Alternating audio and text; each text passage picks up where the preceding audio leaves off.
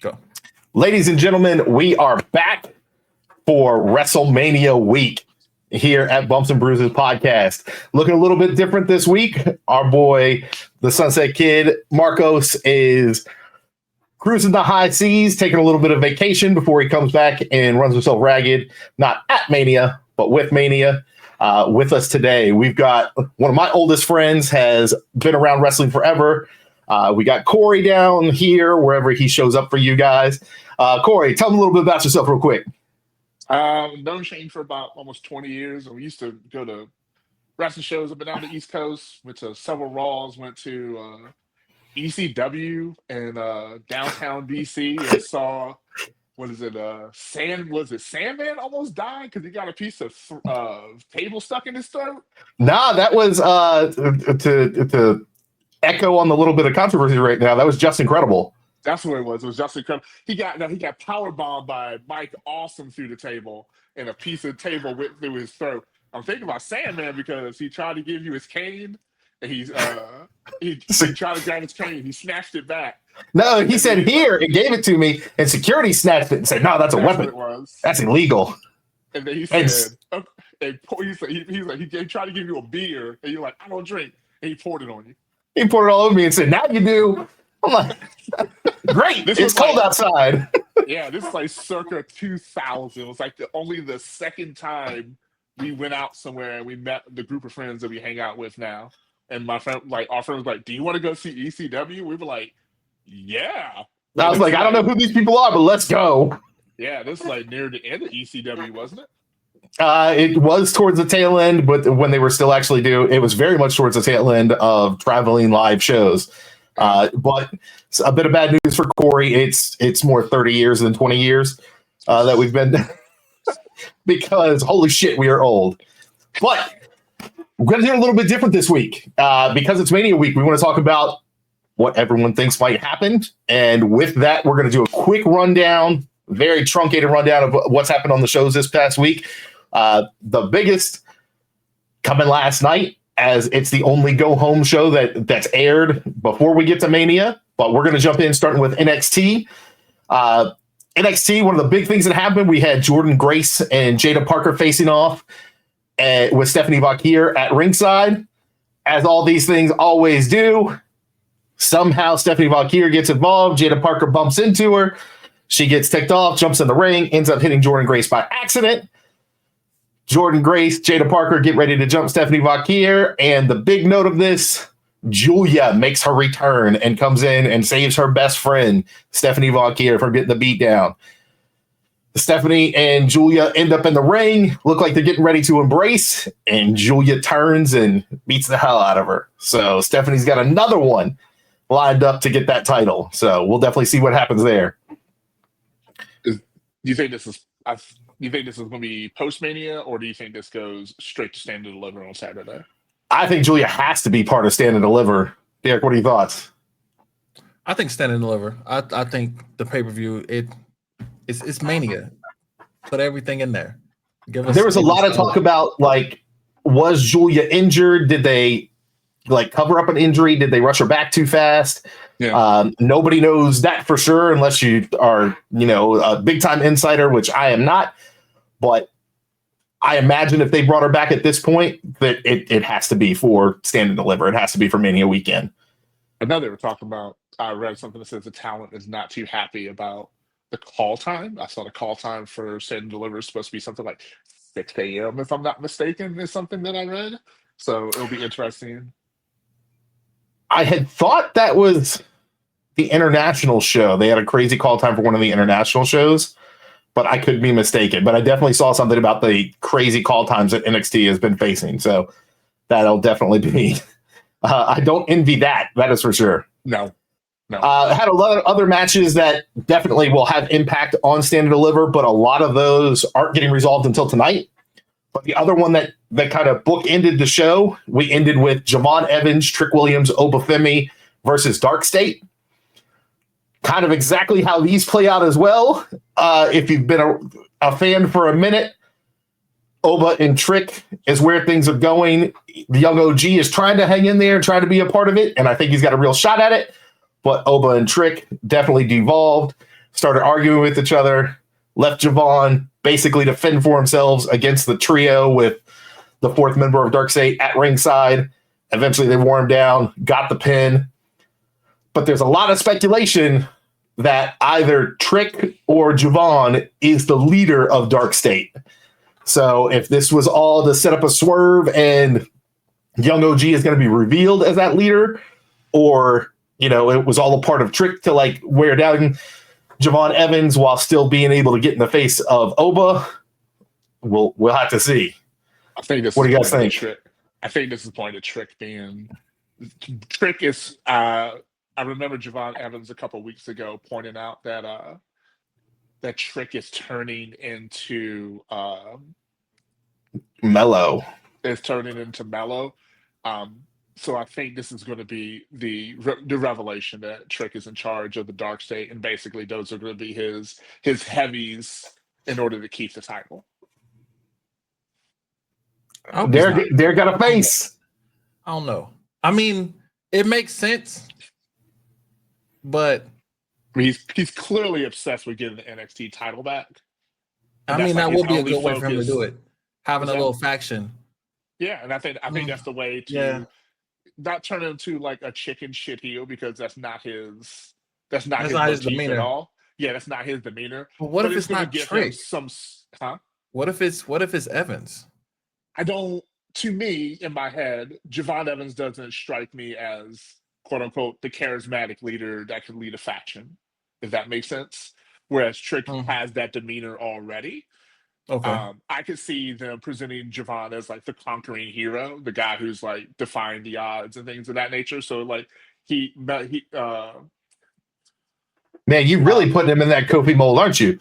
No, so not in Kofi mode, but I think it's going to be Trick is going to go into the mellow road, into the mellow role, and then Javon is going to go into the trick role, where Trick was like defying the all odds in order to be mellow to get the title. And I think it's just going to be a role reversal, if you will. He's going to become the thing he hated, essentially. Okay. And I can see it happening, but I have to say it'll be real weird to go from the entire crowd chanting "Whoop that Trick" to booing Trick Williams. But I feel like you're still going to have those fans who are going to say "Whoop that Trick." I mean, well, yeah, when you get that much push behind it, it's easy to kind of stick around. But lots of other things still in NXT that we kind of glossed over, didn't even talk about. Check it out. And then tonight we've got NXT once again. It's going to resolve a lot of what is going to be seen at Stand and Deliver. And we're going to talk about that a little bit down the road. But then we move right into SmackDown. SmackDown started off with, I kind of really enjoy it when they do these, the viral fan footage of Charlotte attacking Tiffany in the parking lot. That definitely wasn't a cameraman set up back there getting that footage. That was just a fan sent that into the WWE and said, "Oh my gosh, look what happened." Again, and I've said this a couple times, and it happens more in NXT than we see on the main roster, but that little bit of kind of that Lucha Underground storytelling, it's enjoyable as long as you don't overdo it. Yeah. But because of that, Nick Aldis sends Charlotte home. Tiffany's got a match tonight, or she'd probably have been sent home too. And we start, once the show finally kicks off, Randy's in the ring. He's upset. He needs a match for Mania. Nick Aldis comes down and said he's working hard to make it happen. And this one, not paid in advance, so he might have to cut another check. Randy hits Aldis with the RKO. We still don't know who he's going to face or if he's going to face. There's some thoughts going around. I know you both each had one. Derek, who are you thinking? Man, I'm hoping, fingers is crossed, both hands, man. Aleister Black. Why not? Bring him back. He wants to leave AEW. I feel like he already has. I haven't seen him in I don't know how long. I want to see on the stage of WrestleMania that black casket come up and it open and he step out. And you'll be there, and you'll get to see that entrance live. And you know I'm sitting close. Okay. Aleister Black, and when he was in NXT, had the coldest entrance ever. There was only one that could compete, and we're going to talk about that one a little bit down the road. I know Jeff Cobb just abruptly left New Japan. And so the working theory is he's supposed to pop up at WrestleMania in some way, shape, or form. I'm a huge Jeff Cobb fan. I think he's one of the most agile, one of the most gifted super heavyweights that you can put out there. And I think Raw especially needs someone of his ability on the roster. And I think automatically he just catapults to, like, if not a top 5 contender, like he's vying for a title of some sort as soon as he gets there. And I know Shane said like nobody knows who Jeff Cobb is, which kind of makes me think like maybe he shows up in NXT where more the hardcores are who know who Jeff Cobb is. But I would love to see him in Mania in some capacity. I don't know if Randy Orton's the opponent for Jeff Cobb. Like, I don't want to see Jeff Cobb in his first match. He gets squashed by Randy Orton. Like, I think that does him a disservice, and I think it like takes some of the shine off of him. Yeah. So what I was saying, we were chatting about a pre-show, and to what Corey referenced there is he mentioned that, and I immediately had to say the problem with that is nobody knows who Jeff Cobb is because he hasn't had a strong U.S. presence yet. Yeah, and to the point of a solid super heavyweight, very much in that Bronson Reed monster type, can do way more athletically than you expect from somebody of that size. Yeah. I can't see that being the reveal at WrestleMania because it doesn't have the impact. Even I knowing who Jeff Cobb is, if that was his opponent, I'd be like, what? And to your point, if that's the opponent, he's getting squashed. Yeah, Randy's putting in the work and whooping him, and that's it. Yeah, I don't want to see him fed. Like, if Randy's going to get his win, maybe he beats Nick Aldis. Maybe Nick Aldis does a one-off. And to me, that's where it's pointing to with all these RKOs where like Fridays would be like, I'm tired of the disrespect. You will respect me. And I'm your opponent at WrestleMania. Like, I want to see that over was Aldis hurt? Being fed.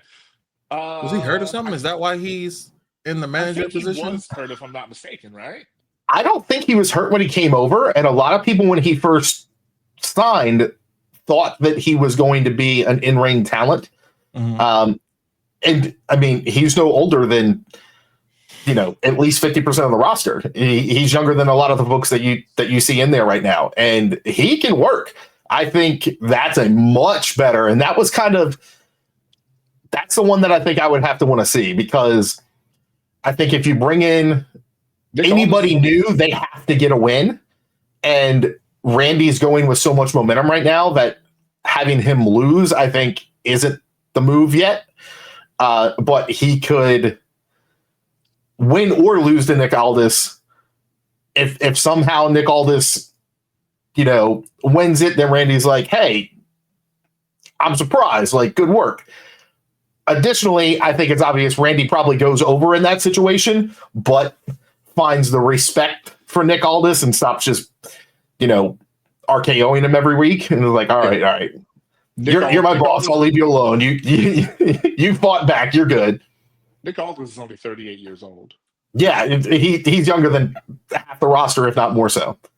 Yeah. But then we had a couple of the matches in there, and then we got probably the weirdest thing that's happened on any of the shows in a bit, which was the ending to the Zelina Vega versus Chelsea Green, which was a non-title match, but finished in a weird count-out finish, which I don't. And as far as I know, there's no one in the populace knows if it was meant to be a count-out. The ref didn't seem like he was near a 10 count, didn't give like the visuals that you normally look for. Zelina and Chelsea both seemed surprised that there was a count out. People have been ripping Chelsea as she botched this. She knew what she was supposed to do. This is her fault.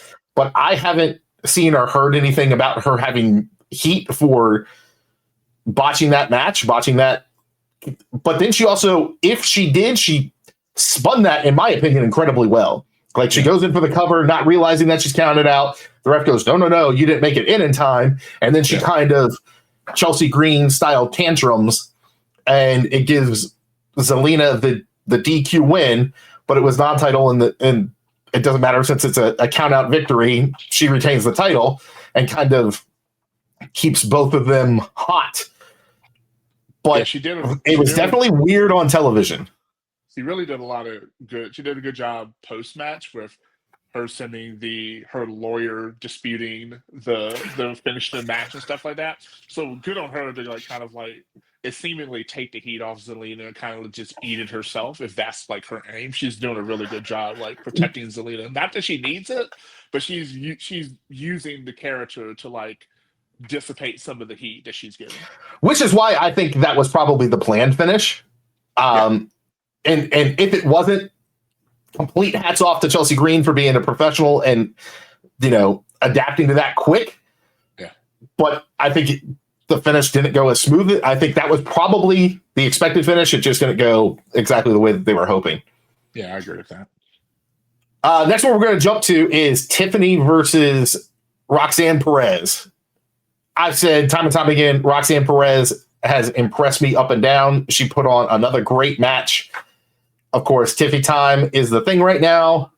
Tiffy goes over, gets out to pick up her title and leave, and Charlotte comes through the crowd in plain clothes, jumps her, and is attacking once again. So, didn't actually go home when she got sent home. Lots of true tension going on between these. I think this is what was needed. I've talked about how I felt with Cody and Cena. They needed more physicality. They're both two of the best on the mics in the business right now. Cena kind of has been that way for multiple decades. Cody's skyrocketed through that when he went to his independent run. But getting Charlotte and Tiffany away from the mics and giving this feud a chance to fester via non-talking was definitely needed. The worst part, this is like my least favorite match going into WrestleMania, to be quite honest. And I think for me, the Chicago shoot, promo, whatever you want to call it, really soured me. I'm not a big fan of Charlotte anyway. Like, I think she's a good talent, but it feels like she goes away for 6 months, she comes back, and she's automatically thrown into title contention. She's the queen. She is, but like to me, a Charlotte title reign does nothing for me. And then unfortunately, but does a Tiffany one though? So, all right, so I'm getting to that. Like, the Tiffany title reign, the build up to Tiffany like cashing in was amazing, but her title reign has just been. It's been boring, like Cody's. It's been boring. Oh my goodness! No, you can't do that. Stop. Say those are comparable. Come on. Yeah, no. You just lost all your credit. Listen. Her title reign has been boring. Think about it. Her title reign. It has not been. But Cody's has too, though. I disagree with the take. Hey, who has he fought that's like, man, I was happy to see that. Even when he fought, and we were there to see it. Me and Shane were there to see it. When he fought KO at Rumble, it's still like he should have been fought Randy by now. You know what I'm saying? I feel like the problem with Cody's title reign isn't anything by him. I think it's just the people who he's been fed. Like, there hasn't been anyone, in my opinion, that Cody has been up against, maybe except AJ Styles, that's been, this person is a legitimate threat to beat Cody and take his title. Like, you kind of knew that. But that's why we got Cena now. So the thing to me is, like, Cody, in my opinion, when Cody won, my first thought was, so this is going to be bookend. He's not going to get a Roman Reigns type title run. He's not going to go for like a year and a half or 2 years or anything like that. I was like, he's probably going to go from Mania to Mania, and they're going to give him someone like, I think initially it was probably going to be The Rock, and then people were just like, that's a horrible idea. And they gave him heel, like they finally flipped the switch and gave heel John Cena, which to me is a believable threat and a credible threat to beat Cody for his title. And he hasn't had that this entire run at all. Like, there was no way. I mean, AJ Styles was a viable one, but like Cody wasn't taking his, like KO wasn't taking his title. Like, that was a cool little arc, but that wasn't happening. So basically, what you're saying is, in less words, Cody ain't had no good heel to go up against until now, really Cena and a little bit AJ Styles. A little bit ageist, but I feel like that's not his problem. If that makes sense, like to me, that's a fault of like they never presented anyone as a credible threat to him. Who would you think would have been a credible threat, like out of everybody in the roster, who could have challenged him for that title? I mean, either Orton or AJ Styles. Orton or AJ Styles are the only two that come to mind right now. Like anybody else, like I think there's like those two are like 1A, 1B, and I think anybody else after that is just like a B-level character at that point. You know what I mean? Like to me, like Kevin Owens' whole purpose this entire run, he's just an agent of chaos. He just go around and beat motherfuckers up. And then, you know, he to me, he was to use an old school like television phrase, he was the villain of the week, if that makes sense. Where like the hero beats the guy up at the end of the show, and that's the villain of the week, and then he goes away, and then another villain of the week pops up. You know what I mean? And then maybe in 3 episodes he comes back, he's like, I have a more dastardous plan. And he, you know, they fight again, and he, you know, it turns into a 2-part episode, and then the second part of the episode, the hero conquers. You know, like, but like to me, there was just no one who I saw was just like, oh, this guy, like that's the one, that's the guy who's going to beat him. Where like John Cena, like going for number 17, and he's a heel, and like Travis Scott might punch him in the fucking face again. Like I don't know, like that's a viable, Well, and he's got the backing of the final boss, so there's a lot with that. And to Corey's point, I think I agree fully, and I think that callback to anybody that's watched Supernatural or, you know, Smallville, all of these shows that they use that. Yeah, he was like, yeah, you're the villain of the week. The villain of the week for Spot, exactly. So that callback, I think, is spot on, because when you look at it, it was AJ Styles, and AJ Styles in France was huge with that crowd, with the bouncing camera that we've all seen from the viral video. That was the only one, in my opinion, that was built that Cody could potentially lose. At the same time, that was so early. Anybody plugged in, we knew he wasn't going to lose at that point. Yeah. You also had, right after he won the title, Roman leaves, so that takes away a potential threat. Everybody that's big enough to be a threat to him at that point was either on his side or left. Yep. And I think it was supposed to be The Rock, and the fans turned against that so much that they had to pivot and figure out what to do. And that's where we got AJ, we got KO, we get Logan Paul as the definition of a villain of the week. And the only thing that was a storyline continuation was when he was going to get Solo. But they weren't going to give Solo the title at that point. Like after Cody's 2-year story of fighting against the Bloodline, to have Solo with the new Bloodline come and take the title, that wasn't going to happen. So the goon who made another goon squad is going to be the one to dethrone Cody Rhodes? Absolutely not. And I still stand by. I think the build for that was supposed to be that the Rock was going to be revealed as the boss of the new Bloodline. Yeah. And then the fan response canned that. But I think also, like, so let's say that was the thing. I think that, to me, that if the final result was The Rock was the leader of the new Bloodline or whatever, I think that kneecaps Cody's whole title run, in my opinion. You know what I mean? Like, I think that one makes it go out. I think that makes his whole title reign go out on a whimper. Where, like, it's going to be an unpopular title reign. You also kneecap the guy who's basically like the only person who's hotter than Cody Rhodes right now is probably Jey Uso right now. You know, as far as like moving merch and like a fan favorite and things of that nature. Like, and I know Derek said like Cody's title run was very milquetoast, and in some ways it was.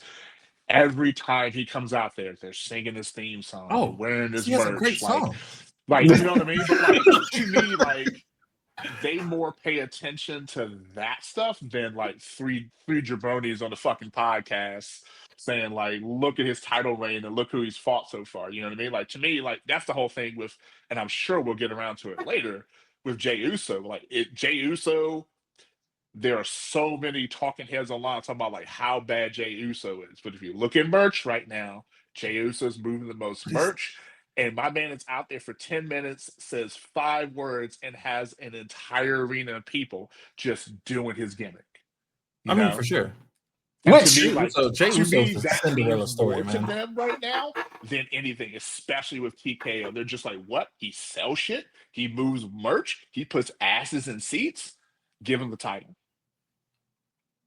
but this is a great segue because all of this talk about what Tiffy's title run has been leads us to the next point that we're going to talk about is Cody comes out. Cody comes out, just talks. There's no face-off. We don't have Cena. Cody calls Cena out for not being there. And the biggest part that my biggest takeaway from his whole spiel that he talked about was he mentioned Defy Wrestling, which runs out of Seattle. They were in Seattle. So a nice little call out from when he was on his independent run. It's a breath of fresh air for the WWE to acknowledge that other things exist. Yeah, Defy was a crazy good promotion. Him and Swerve had some crazy good matches in Defy. Yeah. So then we get to, as I said, there's other matches. We're not going to harp on these too long. Solo Sikoa and Tama Tonga versus Randy Orton and LA Knight. The back and forth that you would exactly expect. Randy's getting beaten down until the hot tag to LA Knight. LA Knight gets the big finish, and then immediately Jacob Fatu, all gas, no brakes, runs in and beats the tar out of LA Knight to set up their title match at Mania. So, not a whole lot there, in my opinion. SmackDown has been one or two segment highlights for me the last couple of weeks, and I'm not even sure that there were two segments or a segment that was a true highlight. Yeah. This was nearly a villain of the week episode for me. Yeah. So this has felt like a very, very, I wouldn't say lackluster because I'm excited for Mania, but this has been the slowest, least like in your face level excitement that we've seen from Mania in a while. They're definitely banking on the long-term builds of these being more so, but then there's also a handful of matches that have just been absolutely thrown together. So it'll be interesting. But then last night, the first go home show of the week started off Monday Night Raw. Gunther's in the ring, and this is a different Gunther from what we've seen. Gunther seems to be crashing out, talking differently. Didn't even like his approach to the ring wasn't even in time. He wasn't wearing. He was wearing like weird street clothes, not as normal. Like everything about him just seemed a little bit off, and you could tell just everything that he was saying, how he was speaking. Jay's gotten to him a little bit. Jay's in his head a little bit, so that they've kind of flipped that up, and I think that's good because they've been keeping them away from each other again. Which, with how much they've gone back and forth, I think keeping them away right now is the right thing. Mm-hmm. So Gunther had his little crash out, and Jay doesn't interrupt. We don't get any surprises here. He says what he needs to say, and then we cut. And I was very much okay with that. I think Gunther was able to say a lot just in how he carried himself. That it very much got through that Jay's kind of in his head and has gotten to him. Yeah. Gunther's character presents himself as, even when he was with Imperium, the mat is sacred. And he's just very even-keeled, and he doesn't lose his emotions or anything like that. And like you said, like he had a certified crash out last night where he's just like, I'm going to hurt you, I'm going to beat you up. And like, that's not the way he conducts and carries himself. So like, it was a very big departure from what which I don't know how I feel about it. Like, it's kind of hokey, but at the same time, like, I think it's going to be like Gunther loses focus, and then maybe like Jay rolls him up and gets the win, and then he has like another certified crash out, the Raw following Mania or something like that is what I'm thinking is going to happen. He's going to lose focus, and that is what is going to lead to him losing the title on Saturday. Yeah, I definitely, I think we're going to see Jay come out with the title because, as you said, he's a machine right now. And whether the internet loves or hates him, the everyday fan loves it. Yep.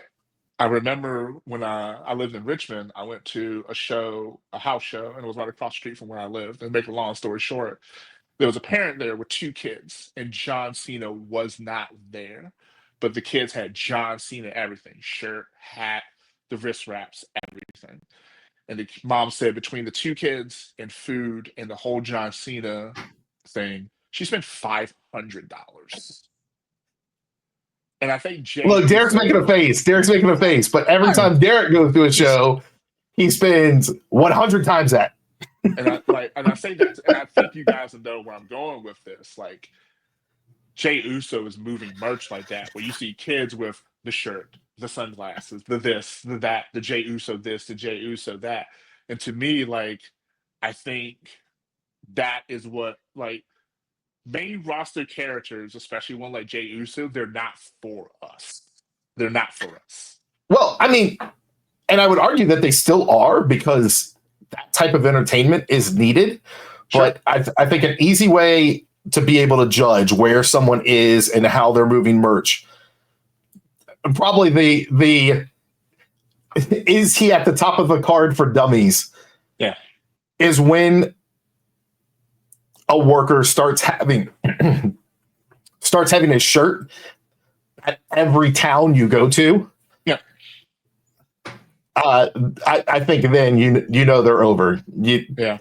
When they're spending the money to make custom shirts for every location that they're going to, Yeah. you know who's at the top of the card. Yeah.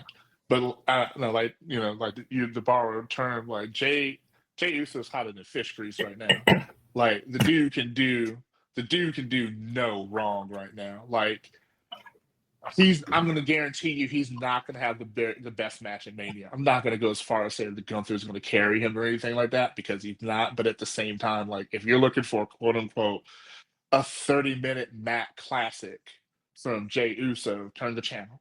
You know, like, you're going to get a couple of super kicks, you're going to get a splash. He's probably going to get dominated the majority of the match or anything or something like that. And then, like you said, one kick, one punch, one roll up, one something, he's going to win the title. But I mean, you say that, and first, he's in the ring with somebody that absolutely can do that. Yeah. And second, we've seen him do that in the tag matches against the New Day. They've gone back and forth. They have those high spots, but they had the technical pieces as well. Yeah. And I think there's obviously a major bias with everyone that is sitting in front of a camera right now towards the New Day. Yeah. But with that, we can't discredit what the Usos have done. There's a reason that they've been in there for a decade and a half. Yeah, but I guess, like, the only pushback I have is, like, Jey was with Jimmy at the time, and I think in my head, I'm not going to always think of Jey as a tag team wrestler, but to me, his best work so far has been as a tag team wrestler. Like, he hasn't put on, for me anyway, he hasn't put on a singles match that I go, all right, give him something now. You know what I mean? I know I felt that WrestleMania 40 match against him and his brother. You ain't gotta lie, okay? Why? Why did you got to bring it up? I was so hyped. I was out there putting my name on everything that this is the match of the weekend. This is the match that everybody's going to be shocked at. It's going to steal the show. Yeah. Brother versus brother matches in WrestleMania. And it wasn't even close. It was bad. And it was especially bad live because everyone was so hyped, and then you could just feel the energy leave the stadium. Yeah, that's how bad things were. I was in a group chat with a buddy of ours, and he was just bombing on it, and because, like, you know me, like, Jay knows me as in, like, I'm the eternal optimist. Hey guys, let's give this a chance. Like, it won't be that bad. And everybody's like, nah, fuck that. This shit about to be trash. This shit about to be cheap. So I'm like, nah, guys, it'll be cool. Even I was just like, what the fuck am I watching right now? Like, this is... I was more so than that. I was like, this is match of the weekend. It's going to steal the whole show. And then I was just sitting there like, what just happened? The thing that was very frustrating was, like, everybody's been calling for Jimmy versus Jey for, like, over a decade. And, like, you saw the pieces coming together when the bloodline was imploding. You're just like, they have to do the blow off. They have to do Jimmy versus Jey. This is going to be the match of the, like you said, match of the weekend. Everybody's going to be talking about this. And everybody was talking about this in the Well, and I will give them a little bit of a pass in that I have firsthand knowledge that went from what was supposed to be a 25 to 30-minute match to a 12-minute. So when your match time gets cut in half, what you're planning to do gets altered greatly. They're two guys that normally I think they'd be able to handle it without a problem. Obviously, I don't think it went off quite the way that we were all hoping. Yeah. But that's what we got. I blame Lil Wayne. It's Lil Wayne's fault. Everything's always Lil Wayne's fault. Look at all the people he's been allied with. Because Wayne didn't show up until 5 minutes before he was about to go on. It's like, what am I singing? His part wasn't that bad. It was just everything around him and everyone around him. But that's a whole different talk. So then we got a couple other good matches thrown in there. Liv and Bayley put on a great show. Mysterio and Julius Creed. Shout out to our boy Danny, who definitely opened my eyes to the fact that Julius Creed definitely reminds us of a young John Cena back when John Cena was the prototype. Yeah. Julius Creed, I think, has the potential. Obviously, you can't say he's going to be John Cena getting ready to go for 17-time title, but there's a lot of potential behind Julius Creed, and I could definitely see him doing some things. We got AJ Styles versus Karrion Kross. Kind of exactly how you'd expect. AJ is getting ready to go in there against Logan Paul. The biggest takeaway from here, AJ Styles gets the win in a back-and-forth match. But before we even got to the match, we got Karrion Kross coming back where we were talking about Aleister Black in those best NXT entrances.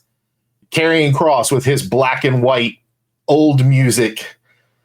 The, go and pray. We got that badass entrance back. And I think that gives him a good chance to have a solid push coming out of Mania. I don't think we'll see a lot from him this weekend, but I think coming out of Mania, we're going to see a killer Karrion Kross instead of Karrion Kross. So side note on that, did y'all know that the black pants that he wore last night, he went to the same person who made AJ Styles' first pair of ring gear? No. Do you know who that is, or? I don't know what it is. But I know that. All right, so for folks that don't know, the reason I asked, I think we've talked about this, and if Marcos was here, he would probably chime in as well. Between Marcos and I, we know like 7 people that make ring gear, so it could be someone that we're friends with. It probably is. Y'all know everybody. I'm lucky enough to be friends with people cooler than I am. But then we got Logan Paul coming in. Logan Paul, Styles talk back and forth. Paul hits the ring. I'm going to let Corey call it if he can remember what he said when we talked about it last night. You remember what you said about Logan's finisher? Oh, I hate that Logan uses the mash driver. The mash driver is such a smooth finish, and it's wasted. Is that what that's called? Yeah, it's called. Oh my god! Yeah, that was beautiful. That's Kotaro Suzuki's All Japan Pro Wrestling finisher. But what did you say about it when Paul does it? That is, I just think it's wasted on him. At that same time, he's saying that he hates it. He's saying that it's wasted. He also said. It's the smoothest finish. It's the to me right now, it's the best finisher in WWE. He also said he hates how good it looks when Logan Paul does it. It looks like that's such a good fucking finisher. And I'm not defending Logan Paul. I am in the camp of he's done more in the ring than we ever would have expected. He's better than we expected him to be, but until he changes who he is outside of the ring, I'm never going to be recommending anyone pick up his merch. That's for sure. Yeah, the mash driver is such a smooth. And the thing is, like, it's one of those things where it's like All Japan, like particularly had like just like not super heavyweights, but they were like big guys. So like you had dudes like the guy who did Tiger Driver 97 was a particularly big guy, like one of the 4 pillars of heaven. He was a particularly good guy. Suzuki is a particularly big guy. And they just made these moves just look amazing. And then it wasn't until Logan, I don't think anybody else before Logan Paul used the mash driver. I definitely hadn't seen it. So it looked smooth as can be, but on that note, I'm going to really quickly, and it's not a show that I typically catch very often. I actually went back and took a look at it because the WWE LFG, Bailey Humphrey. Yeah, Bailey Humphrey, who looks like, I don't know, if Brock Lesnar and China had a child. She's huge. She's ripped. Yeah. I think about a month ago, she used the Great Khali, the Kona Crush, head the Skull Crush. Last night, she did a modified pump handle power slam into a power that slam, it looked like. Was smooth as butter. Definitely recommend go find that highlight. Check it out on Instagram, X. But yeah, if I'm she's not mistaken, she said she got it from Mance Warner. If you know who that is, shout out to you. I think that's GCW right now is where Mance Warner is. I think he said he showed her that move. If I'm not mistaken.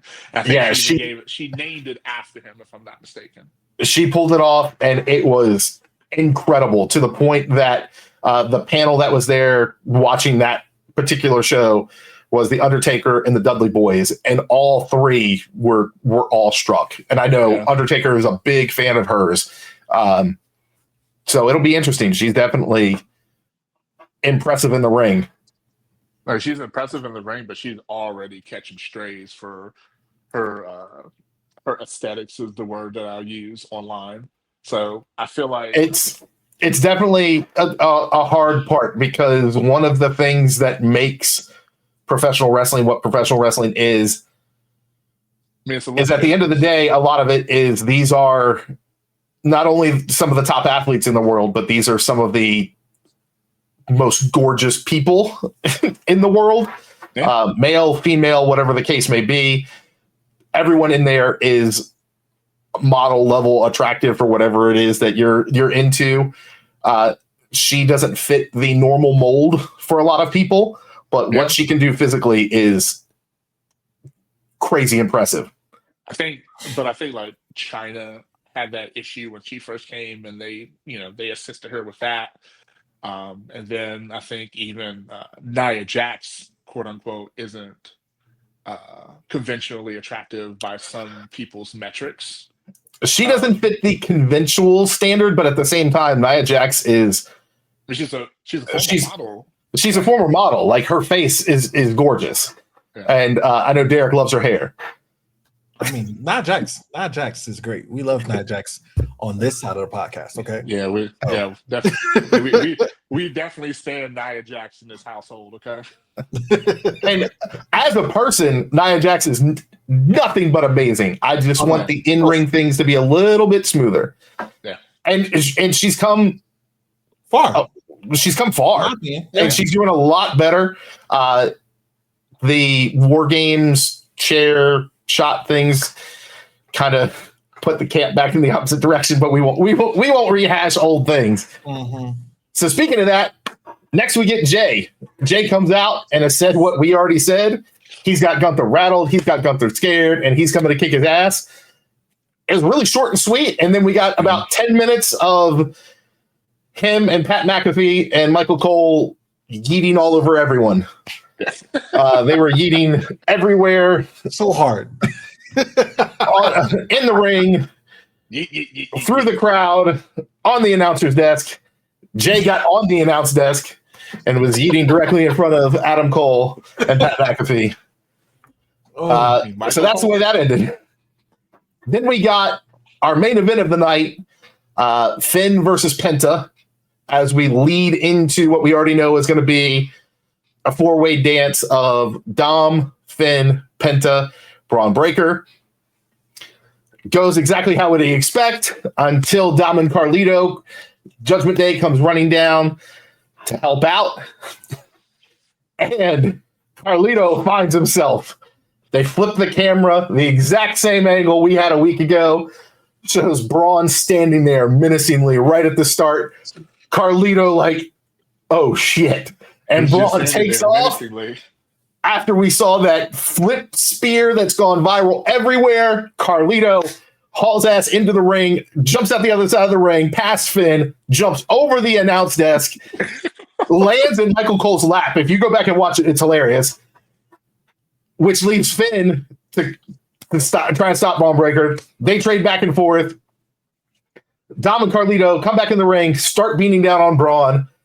Braun turns, and it looked smooth. It looked good.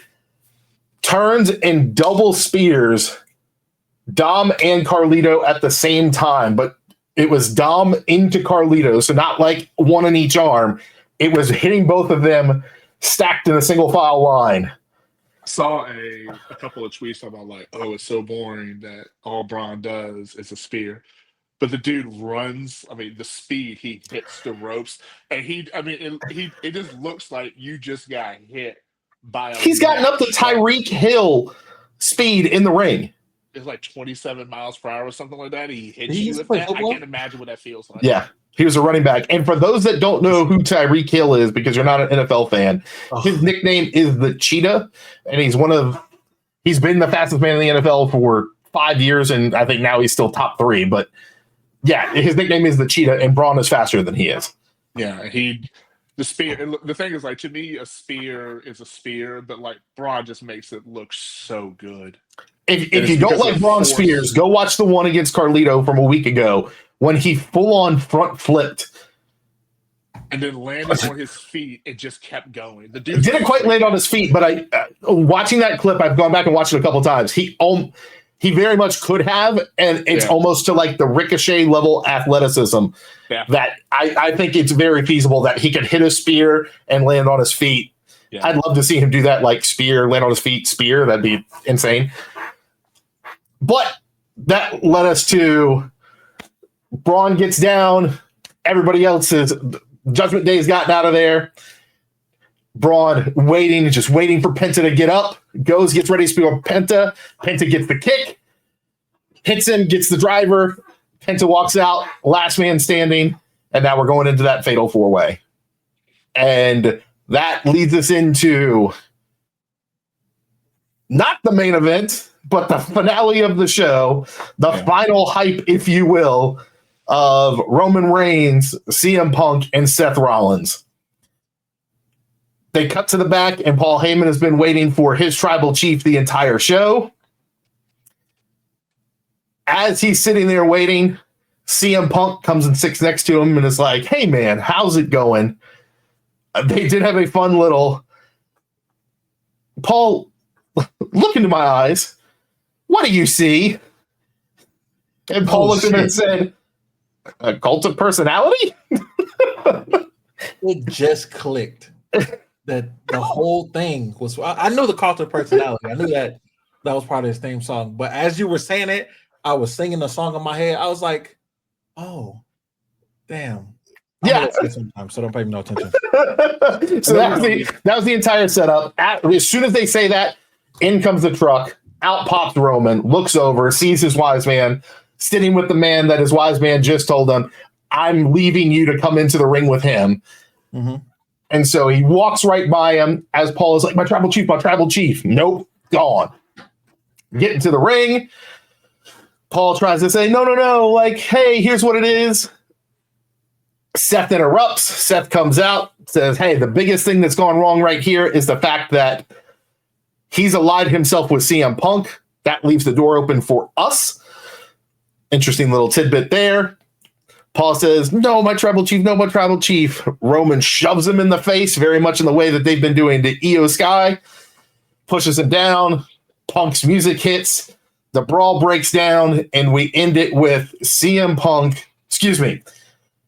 Rollins pulling the Shield chair to the back of Roman. Then we get a curb stomp onto Punk.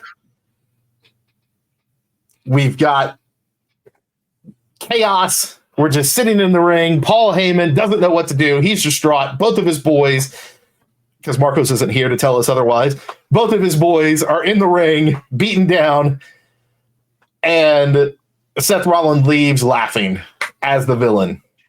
So I know we don't need to do this, and everybody knows this. Paul Heyman, in my opinion, is from a non-physical talent, his faces, his pantomiming, his everything he does when it comes to like the joke I made to my girl for a while, because my girl kind of like watches wrestling with me and she likes to poke fun. I was like, I need to find me a girl who loves me like Paul Heyman loves Roman Reigns. Just because every time Roman opens his mouth, he just looks like he's just in love with him, and just the selling that he does and everything that he does. So like when the last shot you see is him cowering in the corner, and he looks legitimately terrified. Bro, the man cried on cue last week. Right. And it's just the thing is, like, I know for the longest time Paul had the reputation of being a scammer, a shyster, this and that, but like when he's not cutting the checks, we're good to go. Right. If you're looking for Paul Heyman to pay you on time, it's one thing. If you're looking for Paul Heyman to be in love with you on camera, it's another thing altogether, But like, he just looked legit terror. And the thing is, like, Paul Heyman is a wild, like, sure, the match is about CM Punk and Seth Rollins and Roman Reigns, but like, Paul Heyman is a legitimate wild card as to like how this match shakes out this week. And it's not going to be he's the linchpin. He's the linchpin, and that, to me, that makes it a more compelling match. So which way is Paul going to go? Is he going to stay? Is he going to be the wise man? Is he going to be? Is he a CM Punk guy, or does he return the favor to Seth because he's in a quandary, And then like the three of them are in a quandary. So like, which way is the wind going to blow that day? So like, for me right now, that's the most compelling match of the weekend. It's definitely up there. So that segues perfectly. Let's get into the matches of the weekend. Oh, nope. I just got to give Paul some more flowers, though, man. This man stayed up and didn't sleep for like over 24 hours a few months back. Yeah. He was about to get ready to go through that table. Yeah. That man didn't color his hair. All his braids were showing. He looked haggard. Man. No shave. I would have thought he was on drugs because his eyes bloodshot. He looked terrible. He looked terrible. He probably was funky too. He probably smelled bad. He looked like he smelled bad. Okay, who could have told us? The fact that he's willing to go that far to sell is crazy to me. I mean, who could have told us 20 years ago that legitimately the best character actor on television right now would be Paul Heyman? Yeah. But that's where we are. It doesn't matter if we're talking, wrestling, we're talking Days of Our Lives, we're talking, your favorite Netflix show. Yeah. Which feasibly Monday Night Raw. Then here we are. But that segues perfectly into the matches for the weekend. So first, we've got Stand and Deliver. We're going to get a lot more clarity on that after NXT tonight. Yeah. But the two biggest ones that we're going to see, obviously the NXT Championship and the Women's Championship. So quick rundown. We've got the North American Championship ladder match. Zaraya, Kalani Jordan, Izzy Dame, Sol Ruka, and two more that will be decided tonight. The North American Championship, Ricky Saints versus either Ethan Page, Eddie Thorpe, Lexis King, or Wes Lee. That'll be decided tonight. NXT Tag Team Championship, Fraxium versus whoever wins the gauntlet match tonight. But then we already know what we're getting with. We'll start with the women's match. Women's Championship, Stephanie Vauquier, Julia, Jada Parker, Jordan Grace. I think we almost always see these stand and delivers absolutely deliver. And I think that both of these championship matches have a legitimate shot. Hopefully I don't ruin things. I almost don't want to say it, but they have a legitimate shot of stealing the weekend. The whole weekend? Yes. The whole weekend.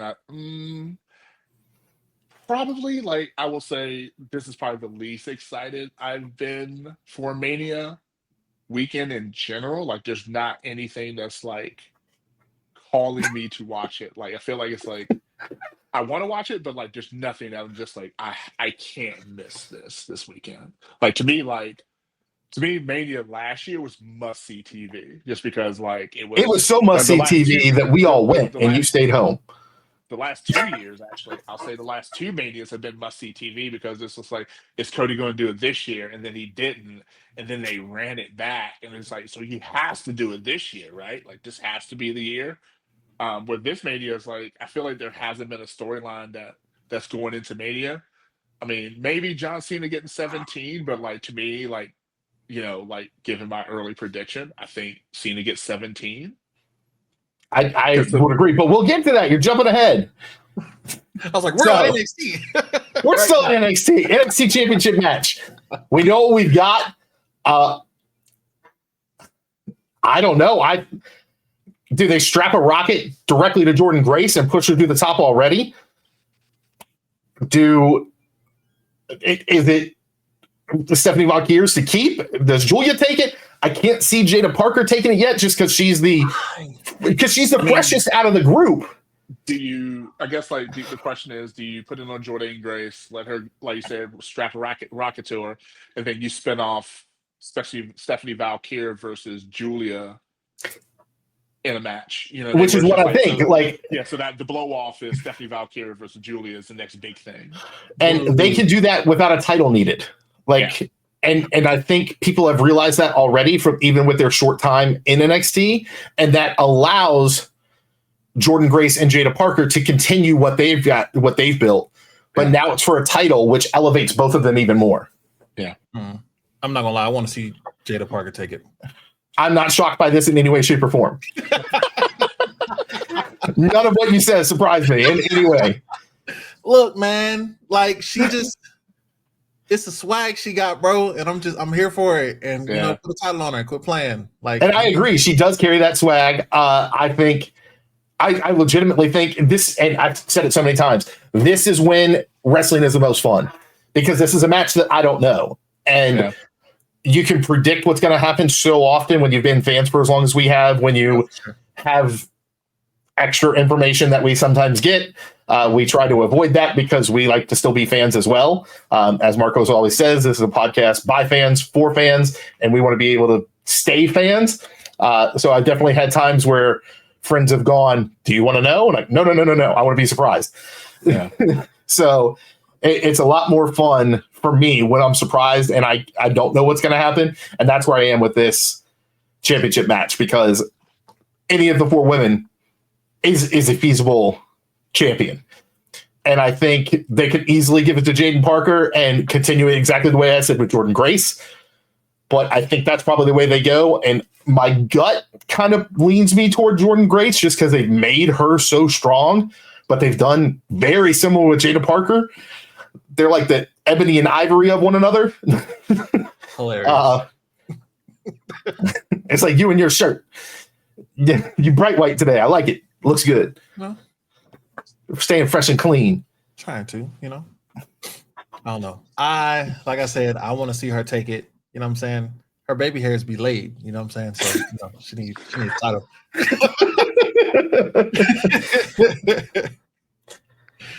You might have to explain baby hairs for some people that might not know. Okay, so put it like this. My background is I am a hairstylist. That's what I do for work. Former football player, all that good stuff. But baby hairs, it's your little hairs, most black women, or most women of color, we take it and we gel it down and we swoop it, it'd be nice. Her baby hairs is laid. So yeah, I'm not sure if everyone watching knows about baby hairs or the kitchen. I'm not sure if everybody's coming to the cookout. I'm sorry, folks. Maybe everyone is, and we're good to go. I'm not inviting myself, but I know more than some people. We got the NXT Championship match, which goes right back to those 3 guys that we were talking about earlier. We got Obafemi, Trick Williams, Javon Evans. I think this ends with Javon or Trick being revealed, and feasibly you could say Oba as well. Somebody is going to get revealed as the leader of the Dark State, and I think that's the person that comes out with the title. Yeah.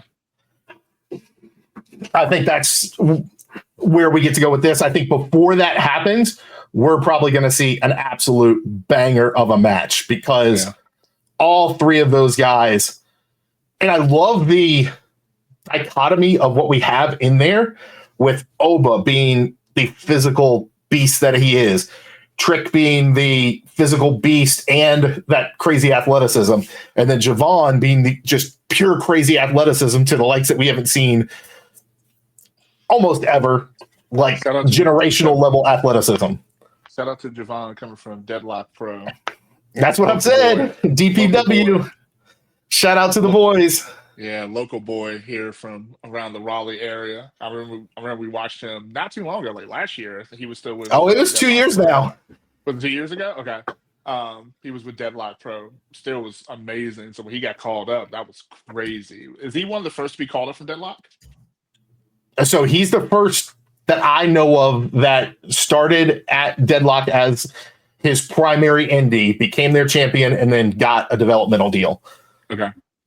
And he kind of bypassed like the smaller developmental deals and went straight to NXT roster. Yeah, they put a rocket on him. I mean, man got to get beat up by Randy Orton, which, Well, he learned the finisher. That's how he got to it. He got his RKO out of it. Yeah. But those are the big ones. Derek, what are your thoughts? Who do you see coming out with the championship strap? With the title, well, it don't matter to me. You know what I'm saying? Listen, okay, all right, I'm a little biased. Okay, look, I'm just gonna cut in right here. What we're getting is Derek saying we got 3 young black men getting ready to put on a banger, and I'm happy any way it goes. Listen, either way it goes, it's the battle of the dreadheads, bro, and I don't even say dread. All right, I mean, you know what I'm saying? I'm here for it. I might have to buy a ticket to stand and deliver just to go see that match. Like, I'm so you're gonna be standing and delivering and be going, let me cut your hair. Let me do your dreads. Hey, look, listen, I'm taking the products with me, man. Look, I'm getting the deal out of this, bro. I'm getting the client. I'll travel with you. Listen, gladly. I mean, let's keep it a buck, bro. Like all the black talent that go to the main roster. I mean, listen. Little spooky up there right now is all I'm gonna say. Listen, all I'm gonna say is, what you about to say? Go on, say it. We've got a big development. I'm gonna let you say yours first, and then I'm gonna comment on Corey. You made me lose it. All right, so I'll jump in and say it. You think of it. The main roster talent for our black talent on the main roster, we went from Bianca on the WrestleMania card to now we've got Bianca. Maybe we've got Street Profits. New Day's on the card now too. Yeah, Jay Cargill. It's just Jay Cargill, Naomi. So we have some actual black talent, and not to take anything away from multi-ethnicity, but for folks that are looking for, we want black representation, we're getting some of that on the card now, which obviously huge. Most definitely, because all we had in the beginning was definitely Bianca, but Bianca's always there. Last four years. Yeah. Last 4 years, Bianca didn't had a match, whether it was for a title or not, and most of them was for a title. Yeah, we were definitely rolling into a snowy WrestleMania for a moment. Yeah. So to go from that to, like you just said, the New Day tag team title match, Jade and Naomi, a big feud. I don't even think it's coming to an end. I just think it's just gonna be chaos, which is what I'm hoping for. I need chaos out of this match. And then you mentioned the Street Profits. I don't think they're gonna have a title match though. I think that's probably gonna end up being on SmackDown. I mean, if they did, here for it. I think WrestleMania, especially as expensive as WrestleMania is, I need all them titles to be on the line. Okay. The only problem with that is that they literally had a PLE named Night of Champions. But they don't do that no more. Because even, what was it? Night of Champions was champion versus champion. It was which I really enjoyed that. Give me some Survivor Series. Give me some Night of Champions. Back in the day, it was cool. But I don't know, man. I feel like that's what we go to see, those champions, as well as our favorite people, whether they are champions or not champions. Yeah. So like I said, as expensive as WrestleMania is, and it's expensive as heck now, like so serious. I want to see them titles. Put them titles on the line. What a jump in expenses between last year and this year. And I know Vegas is an expensive city, but this is crazy. From LA to Philly. From LA to Philly. From LA to Philly to jump. And that was my first WrestleMania was LA. Corey, you talking to us? Okay, if you're talking to us, we cannot hear you. You are muted. Oh, sorry.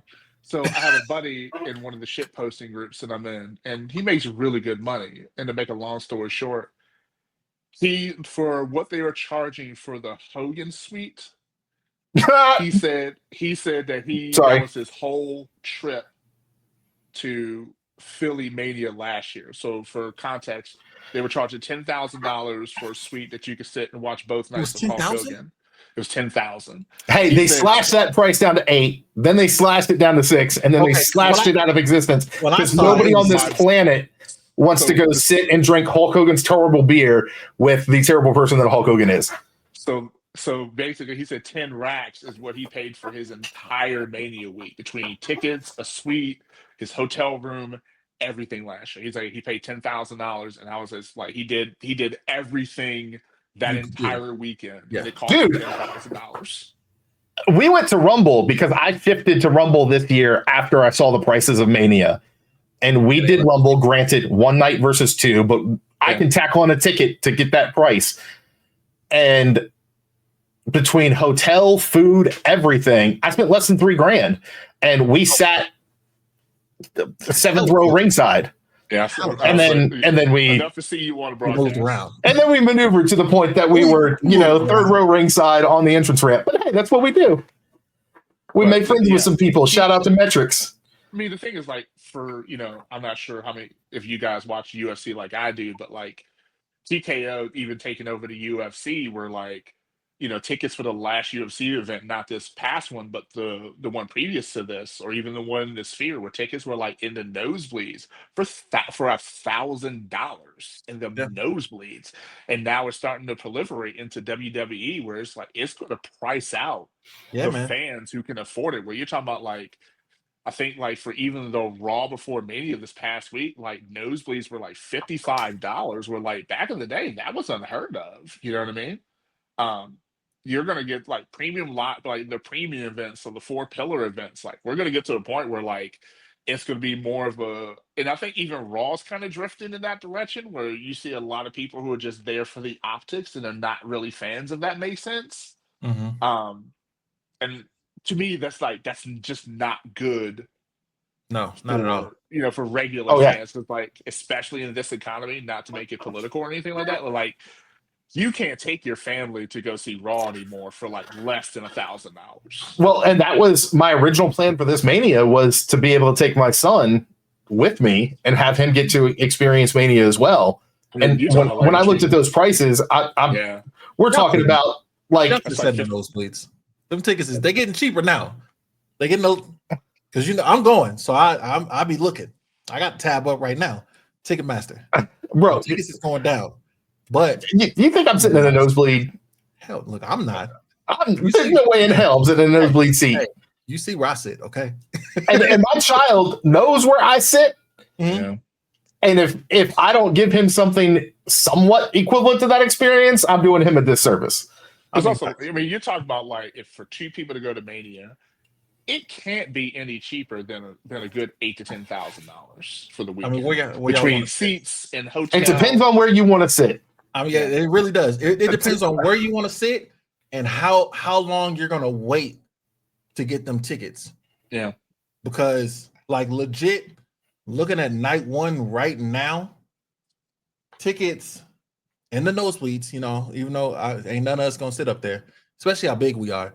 That's uncomfortable. Yeah. I mean, we are a podcast full of big meaty men. $140 before tax and fees, nosebleed. Now, before it was higher for night one. Well, so let's go by our rule though. Let's not worry about the nosebleed. Okay, talk to me. What's gonna get me a wristband? Come on now, I'm gonna get you the wristband, okay? No. I need a wristband just to get on the floor. Okay. Yeah. Floor wristband. I'm not even talking about the chair. No, I need a wristband to get me on the floor. Cheapest floor wristband right now, right? Let me look. Nah, less than that for sure. Really? For sure. But see, this is the strategy, and it works when it's us. It's a lot harder when I'm taking my kid to go. Yeah, I'm going to wait until I've landed. I'm going to wait until Saturday before the show to get on my phone, to get on Ticketmaster, and to find tickets on the floor, because there's always that chance. I mean, my original seat for Royal Rumble, I had row 10, and then they announced that rows 1 through 9 get commemorative chairs. So then we found row 6. So we're like, hey, jump on this row 6, and it was the same price as my original row 10. I sold my row 10 for double what I paid. Exactly. Yeah. Exactly. And I sold that Friday before the show on Saturday. So that you always, it's a risk. It's a gambling game. Yeah. All right, so check it. $750 before tax and fees. Floor seat. That's a lot cheaper than I thought it would be. Floor seat. And if we had looked at that, we looked at that when they released, and that was probably a $4,000 seat. Oh, for sure. I was actually about to say that had to be a $3,000 or $4,000 seat for sure. Initially dropped. For sure. But the prices are going down. Like, you know what I'm saying? I am being honest. If you wanted a seat with a chair right now, a seat with a chair, $1,000, $2,000 before tax and fees. And honestly, for WrestleMania, that's not bad. But I can tell you firsthand that I looked the day they released, and the cheapest seat with a chair was $8,000 before fees. Come on now, I knew. That's why I was like, listen, I'm waiting. This because normally I have my tickets by now. Yeah. I still need my Sunday ticket, and I am waiting, and I'm checking twice a day at minimum. Boy, you check it twice an hour. Let's be real. I know who you are. Bored, man. I'll be bored. So I'll be like, all right, let's look at tickets. Let's look at some meet and greets because All right, well, we are all over the place this episode. For those of you that don't like tirades, I apologize. For those of you that do, hey, thanks for hanging with us. But to get back, Derek, do you remember we were talking about you were excited that your locked stallions were going to be in the ring for that championship match? Oh, yes. And you had something to say before I jumped in to say that we actually have some representation at Mania now. What was it? I feel like it was just probably piggybacking off the fact that we definitely have some representation this year. In Stand and Deliver, I feel like we always do, but in Mania, on multiple different fronts, we do. Because I feel like even last year we had the New Day. They had a tag team match. Year before last, they did not. And we had the same run mill of people. Just we have 3 matches this time versus the 2 we had last year, because we had the big 3 with the females last year in Philly. So when we get into the full WrestleMania card, which is what we'll start to do now, we actually have a good variance of representation, especially if we include like Samoan heritage and mixed race, because in there we've got Damian Priest, we've got Raquel Rodriguez, we've got Lyra Valkyria, you've got Dom, you've got Penta, you've got Bianca, you've got Io, Rey Mysterio, El Grande Americana, because we don't even know where he's from. From Americana. We don't know where. we got Bailey. Jade Cargill. Bailey, I didn't even give her credit. My apologies. Yeah. Jade Cargill, Naomi. We've got the New Day. We've got Jacob Fatu, Jey Uso, Roman Reigns. So it is probably the most diverse card, top to bottom, that we've had in near a decade, if not more than that. But let's start night 1. Probably we'll start low and build. So Rey Mysterio, El Grande Americana. I think El Grande Americana is going to take this. Austin Creed just put on X, Twitter, and Instagram, I believe, just a little while ago, how despicable it was that a luchador of Rey's respect and caliber would ever try to remove the mask of another luchador, which is what he tried to do to El Grande Americana. Absolutely despicable. I agree. I think Rey wins and he ends up unmasking El Grande Americana, and it's Chad Gable, as we all know. I haven't seen him. I haven't seen his face. I don't know that. This is what I love about wrestling. I don't know who's behind that mask right now. I've never seen this guy. It's not like Ray running around with his devil horns 20 years ago. I know what Ray looks like. I don't know what El Grande Americano looks like under that mask. But I think Ray wins, and we find out who El Grande Americana is. I think we get an El Grande Americano win, and we keep the mystique a little bit longer because I know I don't want it broken. I'm just here for the comments. Well, now we're going to jump into one that I know you're not just here for the comments. We've got Jade and Naomi in their grudge match. It's been building for close to a year now. Derek, kick us off. What are you thinking? Who do I think wins it, bro? I don't care. Okay, this is just like last year's Roman and Cody. I had a lady in front of me telling me, "Why don't you want Cody to win?" I'm like, "Listen, I paid a lot of money for these tickets. I want chaos. Give me utter chaos, and I'm happy." And I got it. Yeah. And I was happy. Yeah, but I said that shit was overbooked as hell. Okay, But I mean, Not if you were there. If you were there, it was exactly what you wanted when you paid the money to sit where we sat. Oh, That's for sure. Even if I didn't actually pay that much. With that one, bro, to be phrased, like not overbooked in a bad way. You know what I mean? I think it gave a lot of the fans what they wanted. A lot of purists and a lot of longtime fans didn't like the way that it went down. But as someone that, I mean, if you're as someone that's taken bumps and been in there, I found it enjoyable as hell. It was fun. I would have changed one thing. What you got? Stone Cold would have came out instead of the Undertaker. Instead of the Undertaker. 100%. Yeah, that's what everybody wanted. That's it. 100%. That's it, because it makes more sense. Yeah, That's the biggest rival outside of Triple H.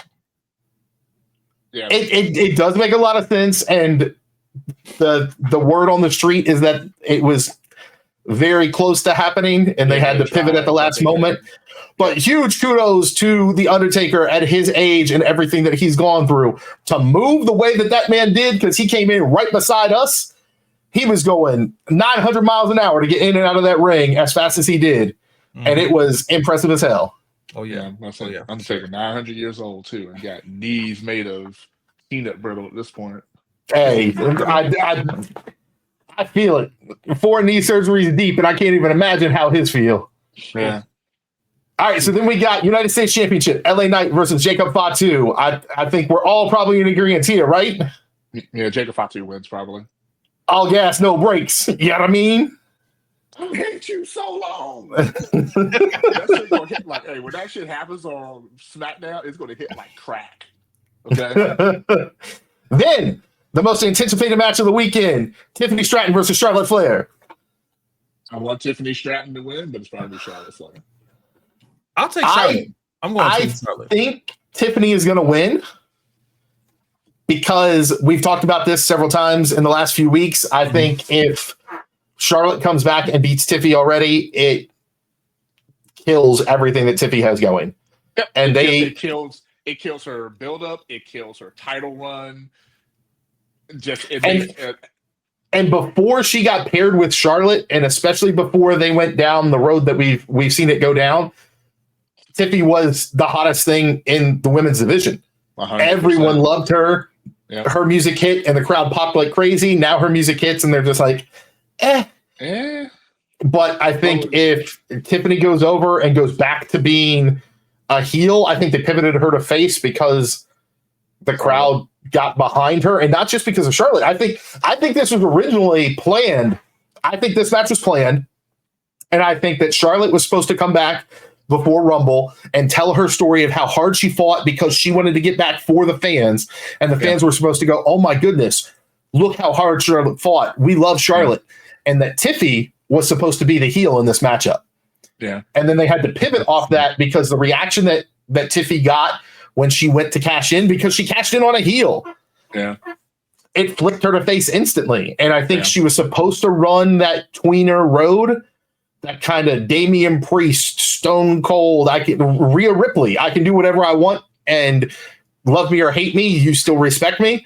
And it just turned into what have we got going on here? Is she a Charlotte clone? Why is this happening?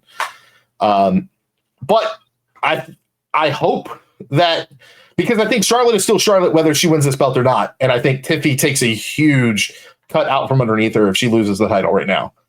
It's also like, I feel like no matter when Charlotte comes back, like, I don't think she's well received when she comes back. Like, she's not. Back, and just when she came back this time, the fans were just like, man. The song was like, man. It was just a resounding man when she came back. You know what I mean? Like, nobody was excited to see Charlotte Flair. I think she, like, every once in a while you hear like, yeah, she's back, but like, she fills the same role. She gets injured, she leaves for 6 months, she comes back, and then, like, not to mention that whole promo when she was like, "Why is Luther and like why is Ludwig in my DMs and shit like that?" That was like your mom getting in. Why is Tony Storm's bodyguard in her butler in her DMs? Yeah, it was just, that's who Luther is, right? I was doing a shout out to AEW. Yeah, it was just a very I tried. It was just very cringe, like this whole like you said, like keeping them off the mics and making it purely physical was the best pivot they made, because like Charlotte isn't really known for her mic ability, and then Tiffany isn't really as well. So like making it purely physical was the best pivot they made in this whole feud. I mean, as petty as it and disappointing and stupid to call out, Charlotte wasn't extremely far off when she was like, "Tiffany, you got a squeaky voice." So she wasn't completely, out of line when she said that. But but like it was also extremely out of line because there's no point to go with stupid personal shots like that when you're trying to all right, so that's build. actually the thing I was actually about to point out. Like, yes, that's a valid criticism, but to me, like, that's one of those things that's just like, is that a valid shot to make on TV when you're trying to build a match? You're trying to build a title match going into Mania. Like, out of the 2 women's title matches, this is a pretty D tier match in my opinion, especially when not only you got Bianca, Io, and Rhea working a match together. That thing is about to do gangbusters, and then your only chance to kind of like be on the same level as them, you're just like taking personal pot shots as what's supposed to be the next big thing on her way up. Like, that just like I said, it's my least inspired. It's my least. I mean, they could do something to surprise me, but as of right now, that's like the match I'm looking forward to the least. Didn't Tiffy lose to Becky when Becky went back to NXT? Yes. Okay. Normally I'm against like those folks like Charlotte coming back and just be winning titles just because. What do you mean those folks? I mean those folks like Brock Lesnar, who we don't talk about on this podcast, who just comes back and wins titles and then whatever, all that little stuff. But I don't know. For this one, I wouldn't mind Charlotte winning. Personally, I don't think Tiffy would take a big shot, like a big L, you know what I'm saying, with losing, just because, like she said in the promo, if I lose, I'm losing to the legend Charlotte Flair. You know what I'm saying?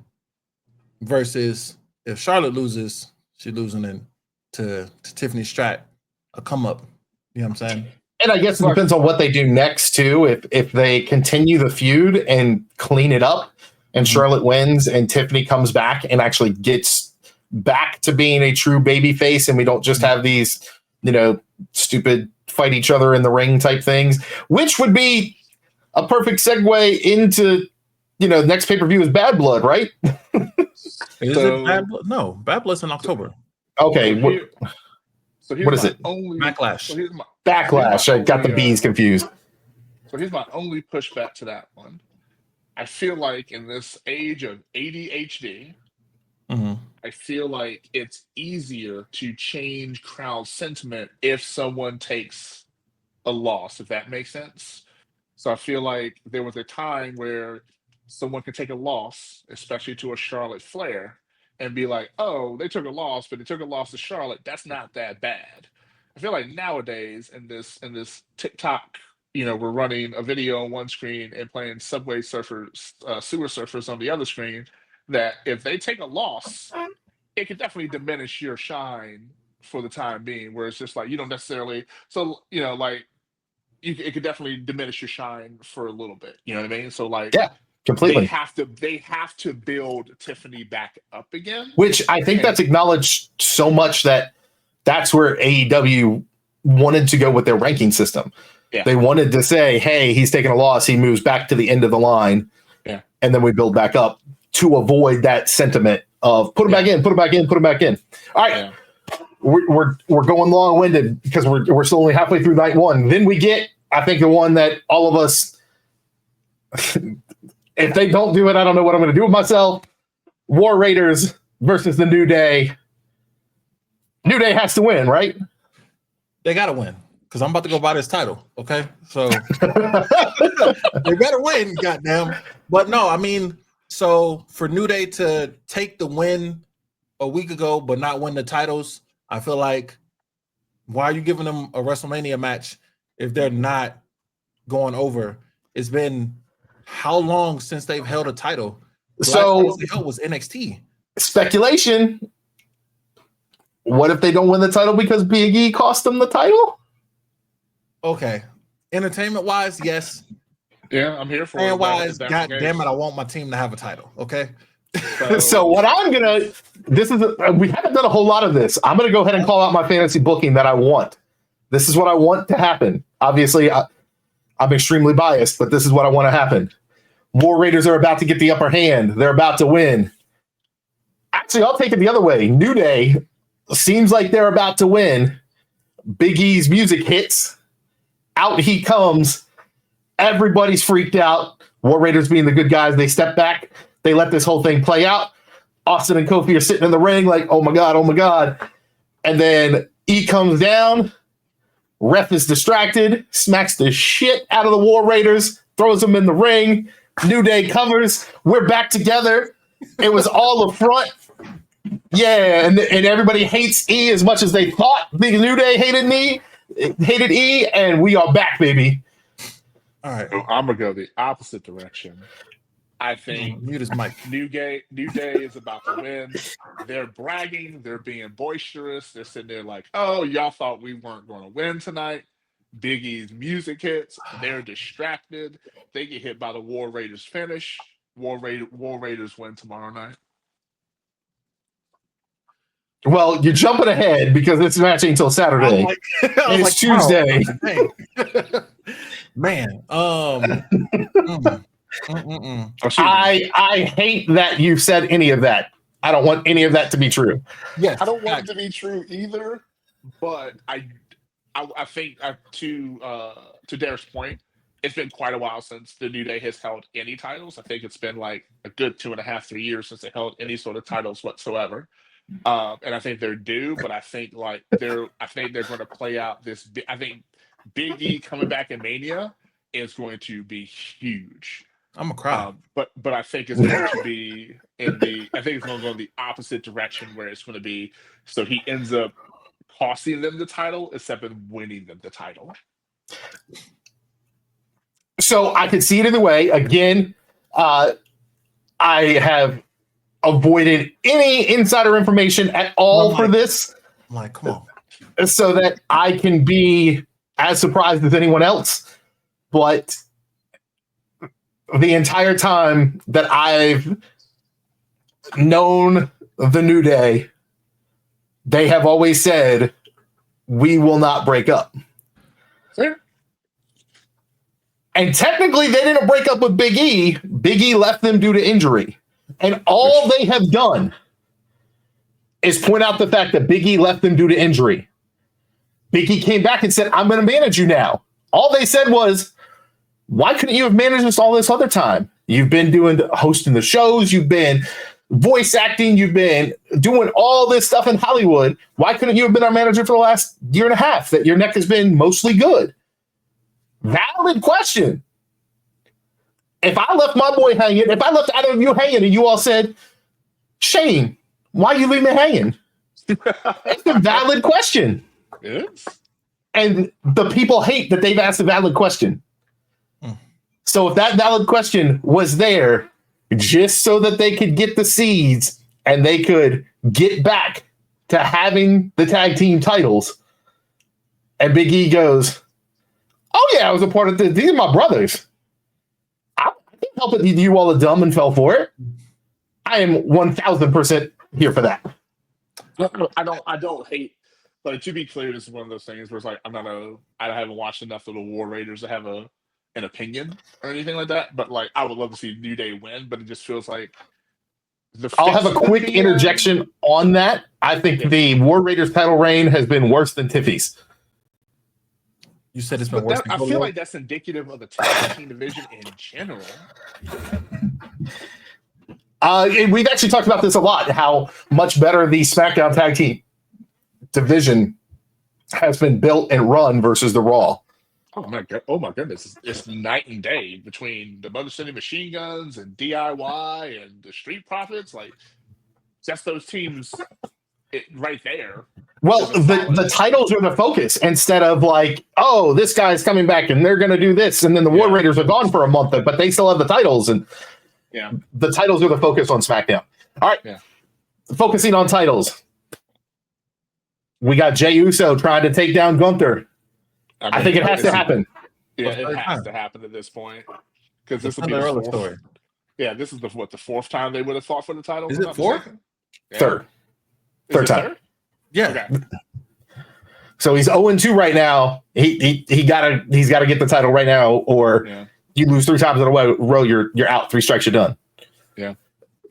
See, but I feel like that goes to like the Tiffy thing with you can lose to. You know what I'm saying? Yes, you can lose 3 times. You can lose twice if you're eating all over the place. I haven't seen a Tiffy shirt in every city they've gone to. Touche. They should have gave her a pink title, like Nia Jax gave her backstage, and they should have given her a title. I agree, because then you could market that, bring out some pink shirts that all the girls can wear. That briefcase that they did for her. That it was everywhere. Guys and girls both sporting it. It looked good. It was cool. It was different. Yeah. When you give me something that makes me want to do it, I'll spend it. I don't care, the masculine or feminine, whatever. If it's cool, it's cool. But no, going back to Jey Uso has to take this dub. I think, like I said, I keep saying it's that Cinderella story of WrestleMania.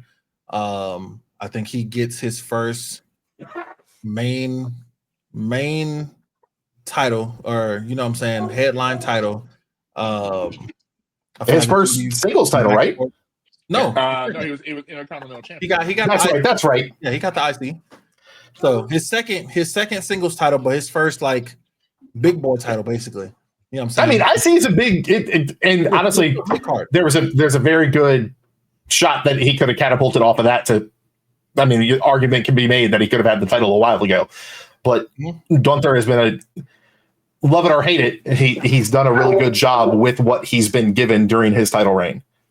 Yeah. But he doesn't have the excitement that a Jey Uso has. No, not at all. Now, like if you're a traditional wrestling fan, Gunther is like your wet dream. The dude does I don't like, and Danny says this all the time. Like, Gunther doesn't put on a bad match. He doesn't have bad matches. Like, my favorite match of Mania in LA was the match between him and Sheamus and McIntyre. That match was a banger, okay? And that was an IC strap. That was the best match of the weekend, and you can't tell me any different. I felt like he was supposed to lose that. All right. So we all agree we want to see Jey Uso next. Triple threat. And we've kind of gone over everything. Reigns versus Punk versus Rollins. I think we're all in agreement because we put 30 minutes into this a little bit ago. Whichever one that the WWE's version of Daniel Day-Lewis aligns with is who's going home with that. With the title of King of the Mountain. I don't know. Who do y'all think is going to take it, though? Who's y'all vote? I gotta tip the hat to Marcos, who before it was ever an internet rumor, before anything, Marcos said Heyman's gonna turn on Reigns and Punk, and Heyman is going to align with Rollins, and they're going to walk out. So Rollins wins. I think that's the case. Okay. What you got, Corey? I think it's Punk. I think Punk is, he's what's the word I'm looking for? I think the crowd is just behind him so much, and I think the double cross is in. I think like the Heyman plays the Bay in the Woods and things of that nature, but I think he's going to double cross Roman, and I think what we're going to see is we're going to see a CM Punk heel turn with Paul being kind of the mastermind behind it, honestly, because I think Punk has been a baby face or even a tweener, you could call him, for the past year and a half, 2 years since he's been back, and I think it's about time for him to make a full heel turn and go on a heel run. Well, and so to piggyback off the tweener thing, that's what we've got with all three of these guys.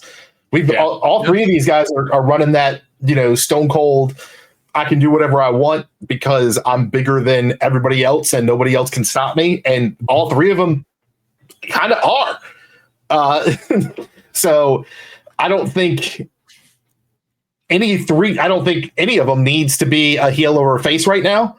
I think for this, it's going to be, I do think it's whoever that Heyman aligns with. I could see CM Punk going out and coming out on top because it gives the end of his story as well. We know WrestleMania is the culmination of a lot of stories. It gives him I'm finally in the main event and I finally won at WrestleMania. That's huge. And Roman, I think Roman is the least likely to win this, even though he has been the most dominant professional wrestler of the last 5 years. So my only pushback to that is you can only keep him a tweener for in my opinion, a finite amount of time. And I think one of these three, whether it be Punk, whether it be Rollins, whether it be Reigns, somebody needs to come out of this the villain. You know what I mean? And the thing is, whoever comes out the villain, they don't alienate the fans. The fans are going to move with them. So if they turn into a heel, they're just the fans fuck it. I guess we're bad now. We are the baddies. So I think one of those three are going to have to come out the villain. Somebody's going to have to be the bad guy when this is all over. All right. So for me, I think who would be the bad guy if someone had to be a bad guy? It's going to be Seth. Seth beefs with both of them, even though he loves Roman Reigns. Them chair shots must be some tough love. But I don't know. I see Roman winning. If I had to pick, let everybody throw up the ones afterwards. If we go with what Marco says, even though he's not here, let Paul hit him with the chair. Everybody else does it. You know what I'm saying? That's the turn of the century. Either you get super kicked or you're getting hit with the chair. Yeah. At this point, Roman should have PTSD with people standing behind him. I'm just saying. But yeah, he pushed him. Paul's big thing as of late, don't put your hands on me. He on his he on his Denzel Washington shit. I guarantee. I guarantee it. But yeah, I see Roman winning. I signed that. I guarantee it. I think Roman takes it and push that a little harder, and then we can get another Seth and Roman feud. Why not? But here's the problem with that is no matter how this thing breaks down, you're gonna have the same matchups again. It's either gonna be Seth and Punk going at it. It's me, Seth and Rogan going at it. Seth and Rogan. I was like, Rogan. That's the same person. Rollins and Roman going at it, or maybe Punk Roman is the fresh matchup between all those three. But even then, if they come out as tweeners still, they really don't like doing two baby faces going against each other. Well, essentially they are right now, Punk and Punk and Roman are both baby faces right now. So it's like, that's why I said, like, out of this, I mean, so is Seth. a heel has to come out of this. So, like, whoever gets burned by whoever wins, they're just like, I hate you, but I hate this guy more. Well, and to your point, because and I mean, Seth is the most heel out of all these guys, but he's still a babyface at the same time. Like, nothing, he hasn't done anything to truly be heel. Mhm. But to your point, as we discuss it more, I could absolutely see. I don't think that they need it. I don't think that they have to do a this is the heel.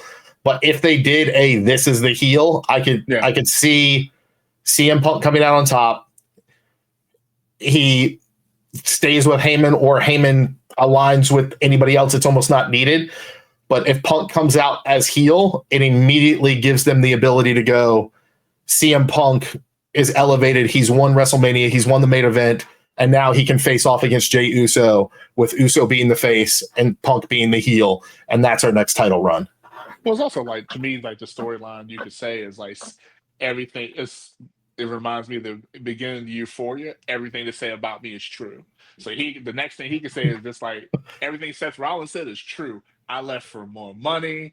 I don't care about you guys. I'm here. I'm not here to make friends. I'm here to make money. And he just leaves into that bitter wrestler that left for other opportunities. And I went to a whole company and I beat a motherfucker up in another company. And then I came back here. I'm going to beat more people up here.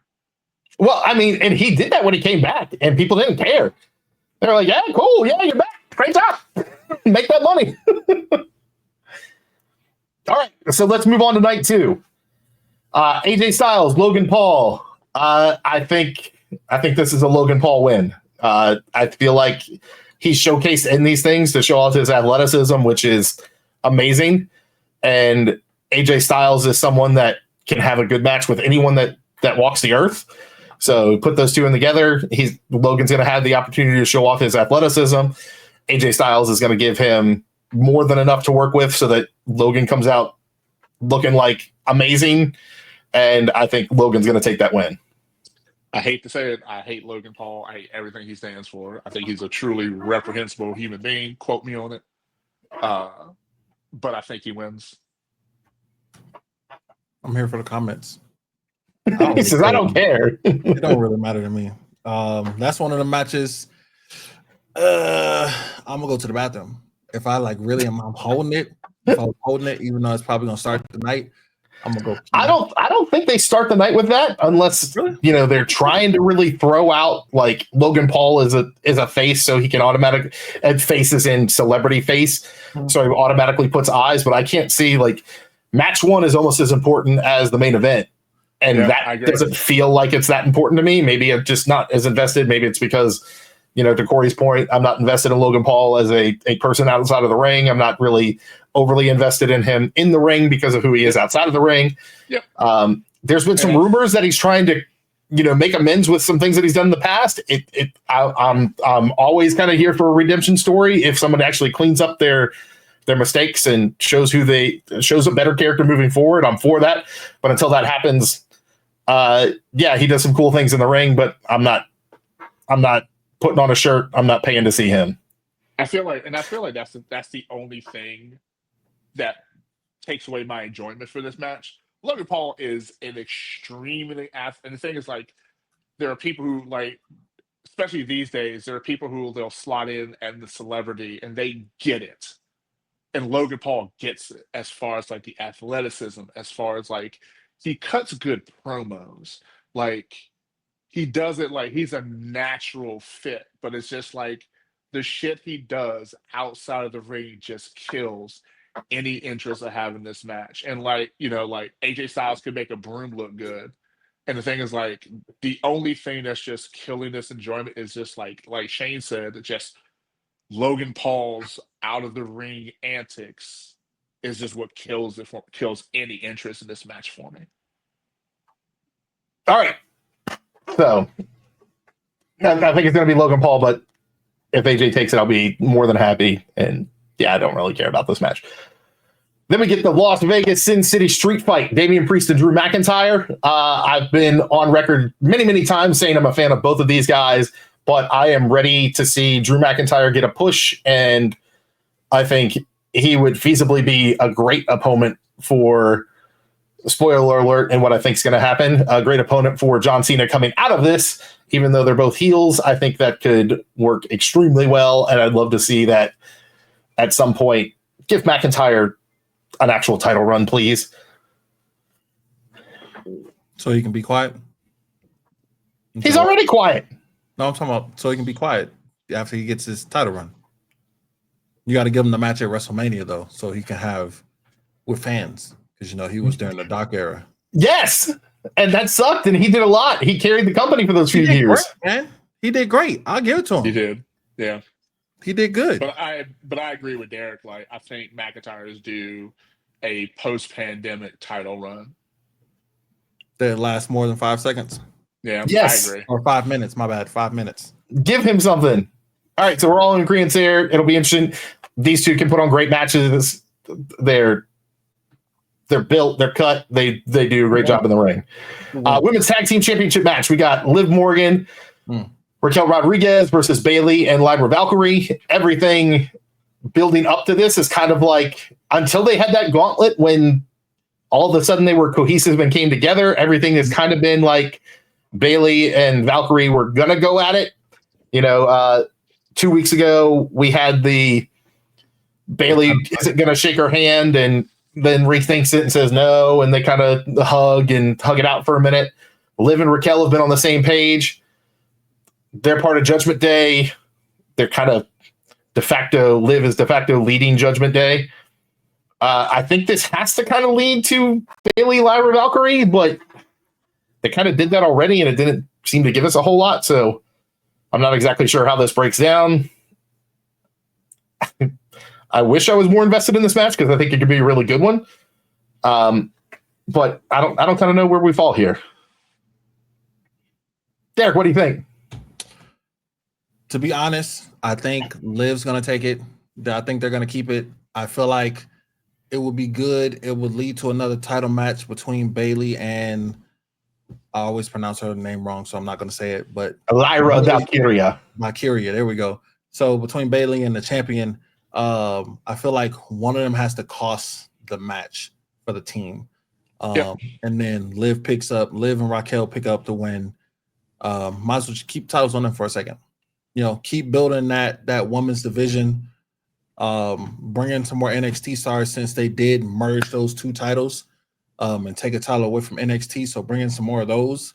Maybe even have a NXT star win, But as of right now, WrestleMania wise, Liv and Raquel still hold the title. Yeah. I think you're probably on the right line there, Corey. It sounded like you were in agreement.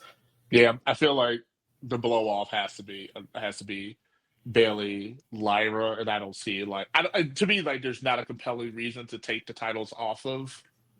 No, I agree, and I think that we kind of haven't had a big heel in the women's division on Raw for a minute, and I think the last kind of big heel was Bayley. Yeah, and to an extent, all of Damage Control for that stint, but as soon as Damage Control kind of came together, they got rid of Bayley, and then Damage Control came back together with Dakota Kai, and then they immediately turned Dakota Kai face. Yeah. So it seems like, and now Io, every time they try and make Io a heel, the crowd turns her into a face again. And she's too good to be. I don't know. She's to me how there are some people who just try to turn them heel, it just doesn't work. I feel like Io kind of falls into that. Yeah, because she's like you're the cute little sister always. That's how I always see Io. She's always even when she tries to be mean, she's still the happy anime little sister. Yeah. But it'd be a little bit weird to push Bayley into that heel role already, considering she just kind of transitioned out of it and went to a face. So it'd be kind of a weird switch to go back to that. But I think that might need to happen. I'm kind of in agreement there. I feel like it's been a little while since she's been a heel because the heel to face turn was with Damage Control. That was a little while back. I feel like that's only been 6-8 months. It's been less than a year. I feel like it's been a year. Because remember last year, Bayley fought them Bailey fought Io for the title. Yeah, I guess it's been almost exactly a year, a little bit over that. Yeah, it's been over a year. So I think, especially because that WrestleMania was earlier in the month. It's been over a year for sure. Time moves fast the older you get. I guess. There's a whole theory of relativity that the older you get, the faster time moves. I think a Bailey heel turn would be cool. Bailey as a heel is always fun. There's just certain superstars that when they're heel, it's great. Yeah, give me Bailey as a heel or give me Hugger Bailey again. You will never get Hugger Bailey again. It was so good. Side ponytail. Look, Hugger Bailey was shit. Okay, we all loved it. Okay, but give me some wacky inflatables. I don't know, man. Bailey coming out and tearing them up. Yeah, it's good stuff. All right. So then we've got Intercontinental Championship 4-way dance. Braun Breaker, Penta, Finn, Dom. I think all of this is leading to Penta, the penultimate Penta, with his IC title. But as Derek just said, give me a Dirty Dom. Give me a Dirty Dom run. Let Judgment Day bring home some titles. Yeah, let Dominic take that title, bro. Like, why not? You know, Liv and Dom with a title at the end of WrestleMania. Come on now. Yeah, that's what I'm thinking too. And then I think that can probably really easily lead to them kicking Finn out probably the Monday after Mania. Because Finn loses. Yeah. And gets mad, and then Liv and Dom are like, hey, we've got the gold. You're out. Speaking of people who need a title run, free my man Finn, bro. I've said that too. Free my nigga, okay? Like, for real, like, he ain't do nothing. He just robbed the Walmart. You know what I'm talking about, don't you? They play it every Christmas, and it's just this woman, and she goes, "Free my nigga." He ain't do nothing. He ain't do nothing. He just robbed the Walmart, and she goes, "He just robbed the Walmart." Release my nigga. But seriously, like, Finn has been, anytime they've given Finn a title, he's been snake bit since he's been in the WWE. Yeah, like he had a NXT run with the title, he got injured. He was the first Universal Champion, got injured. He deserves a title run. Okay. Well, and then he gets the tag titles, and JD McDonough gets injured. Right. So he loses his partner. Yeah. So like, give my man a legitimate run. He deserves it. It was just like what I'm talking about last night. Finn, like, Prince Devitt made one of the most influential factions in professional wrestling. And I feel like nobody acknowledges that. Like, I don't think a lot of Americans know that he started the Bullet Club. To me, without him, there's no Finn Balor, there's no Kenny Omega, there's no AJ Styles as we know him right now. Like, don't get me wrong, AJ Styles did great work in TNA, but I think his run in New Japan is what sold him to the WWE. I think AJ Styles could have been there either way, but to your point, Styles is the only one that, in my opinion, you could have that argument on. But I mean, he, as Prince Devitt with Bullet Club, they catapulted the Young Bucks. They catapulted Kenny Omega.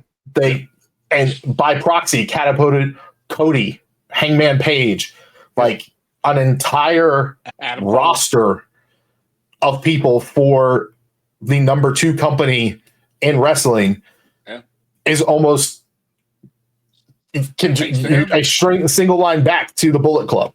Yeah. And I feel like I'm not gonna say he doesn't get his flowers, because like people like us, but like I said, talking heads like us, we acknowledge it. But it's just like, that's one of the most outside of the NWO, one of the most influential factions of professional wrestling. Like, all they did was churn out. I mean, to me, that's like the IMG Academy of wrestling, where all they did is they just churned out champions and then just high caliber champions at that, you know. So that's a little bit of a pool for those who don't know. IMG Academy is like the athletics high school in the country. Yeah, 7 years, and they won. They were like their 7 year total was like 124-11 was their record, or something silly like that. And it's IMG Academy is for basketball, football. If anyway, you're talented, you're going there so that you can. I say that to say I think it's time for Judgment Day to go away. I think they need to blow it up. No, I think they should have blown it up a long time ago. And get out of my clubhouse. I think everybody needs to go to separate way.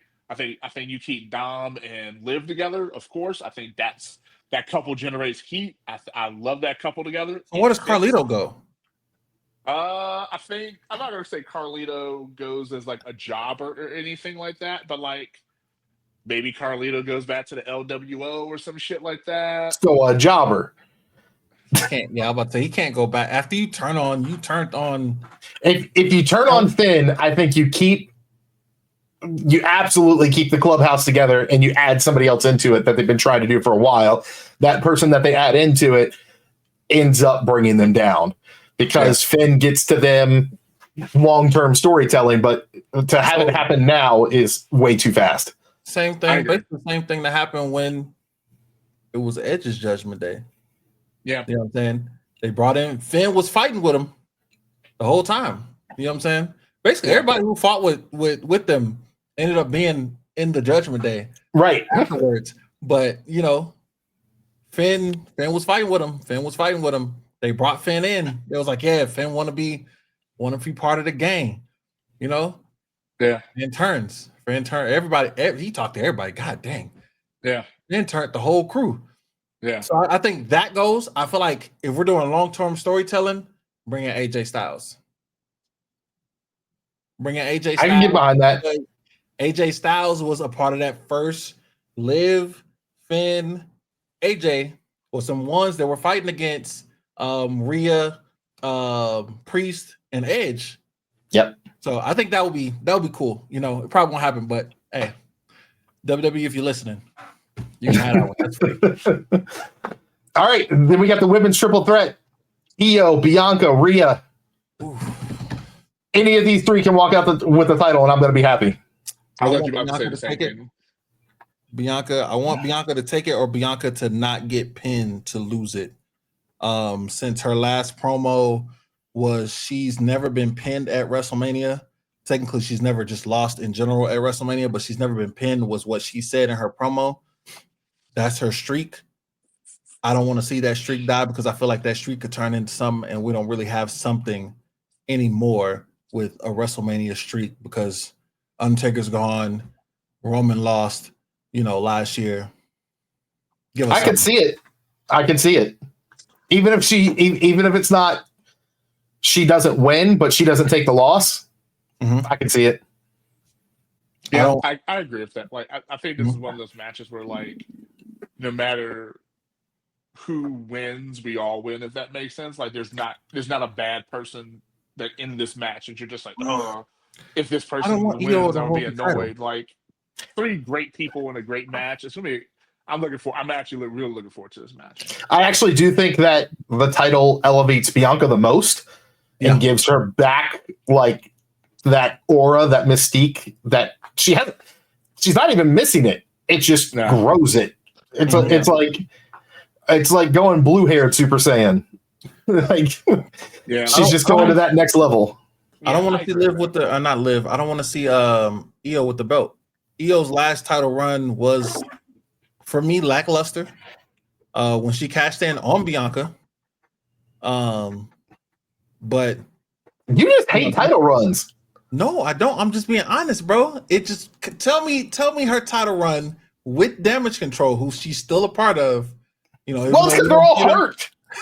We don't see them all together. No, because Dakota's not hurt. Yes, but they did some weird face push for Dakota. Is she even in Damage Control anymore? She's the leader. Is she?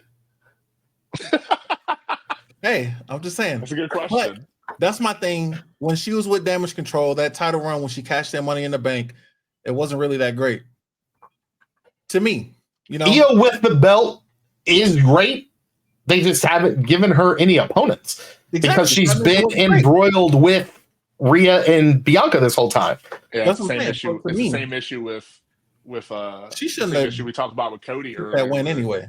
I think this is less I think it's different than what we saw with Cody because this isn't a situation where they don't have anyone, and she just has the two top people that she could be with. Yeah. Mm-hmm. So I mean, that's all, I'm not saying anything bad about this title run. She's only had it for like half a second. I would have loved to have seen an Io versus Alexa Bliss after Rumble. Like, that would have been great. Give me an Io Roxanne Perez. I'd love to see that. Like, there's so much potential for programs that Io could shine with. Okay, touche. I'll give you that. But Bianca wins, right? That's what we're saying. That's my vote. I think that's probably where I'm.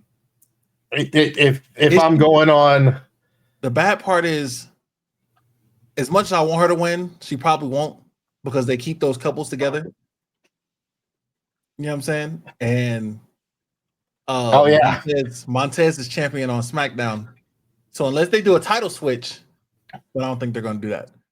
It doesn't, to me right now, it doesn't make sense to put the title back on Rhea unless we're talking about just like strictly like. For what? It just doesn't make sense. To me, this doesn't make sense to put the title back on Rhea, so I'm going to say Bianca as well. Rhea doesn't need it. Rhea's Riz is off the charts. I feel like both of them are. Her and Bianca. Like, I think Bianca, if I see Bianca coming in with a title right now, I go, there we go. That completes her. And I feel like Rhea's complete without it, as weird as that sounds. Yeah, I agree. Like her holding the title up for her entrance doesn't add a whole lot to it. Bianca coming out, swinging the hair, and then raising the title. I'm like, there we go. Yeah, like that was the missing piece. Yeah. But then we got the one that Derek is most excited for: Cody Rhodes, John Cena. Oh, I was like, the New Day. Yes. I think we're all in agreement. Yeah, Cena wins 17. Fan, you know? And the Cena 17 is happening, right? Yep. Until Ric Flair jumps through the crowd and like tries to pin him.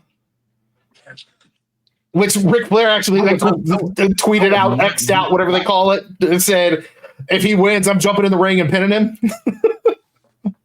Hilarious. He's going to get hopped up on that woo energy drink and run past security.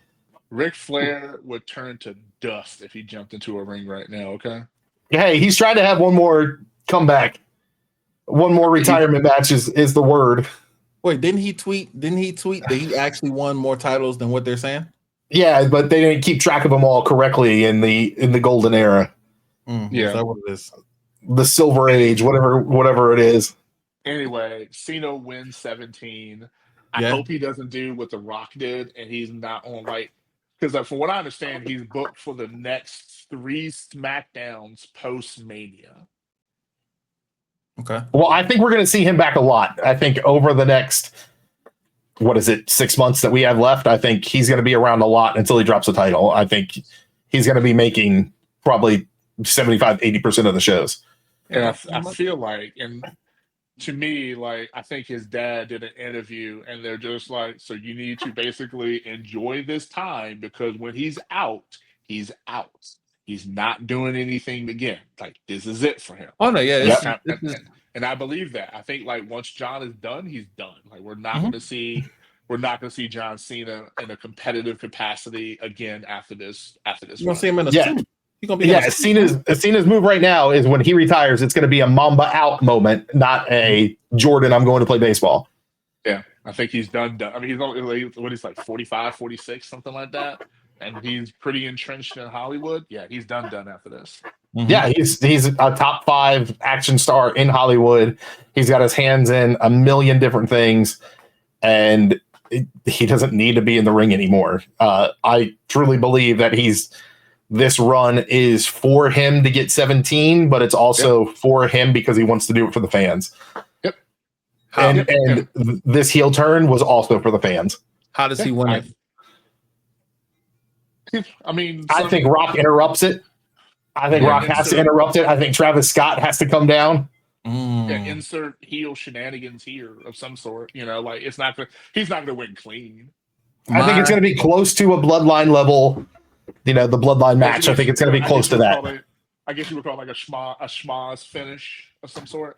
All right, so I know what probably won't happen. This is my crazy booking. I say Jey Uso comes and helps him. There's some talk.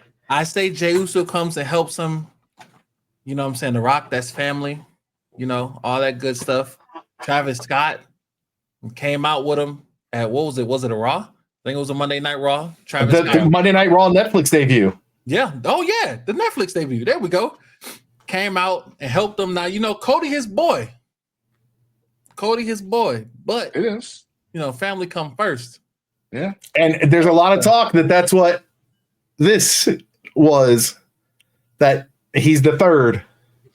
So, you know, the Rock need them titles on his side under the final boss. So why not go ahead and align yourself with him? I feel like it's either that or it might be Seth. And we don't know. So obviously there was a ton of internet talk about The Rock doing this thing and then going to 3. We don't know if The Rock was just awkward, possibility, but then tried to cover it up. But he later said, after that became the internet chatter, that everything he did had a point to it. Mm-hmm. So a lot of people were saying that this is 2 and there's going to be 3.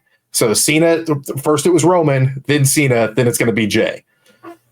So, because what was it? After Bad Blood, he came out at the end. I couldn't see it because I was on the other side of the ring.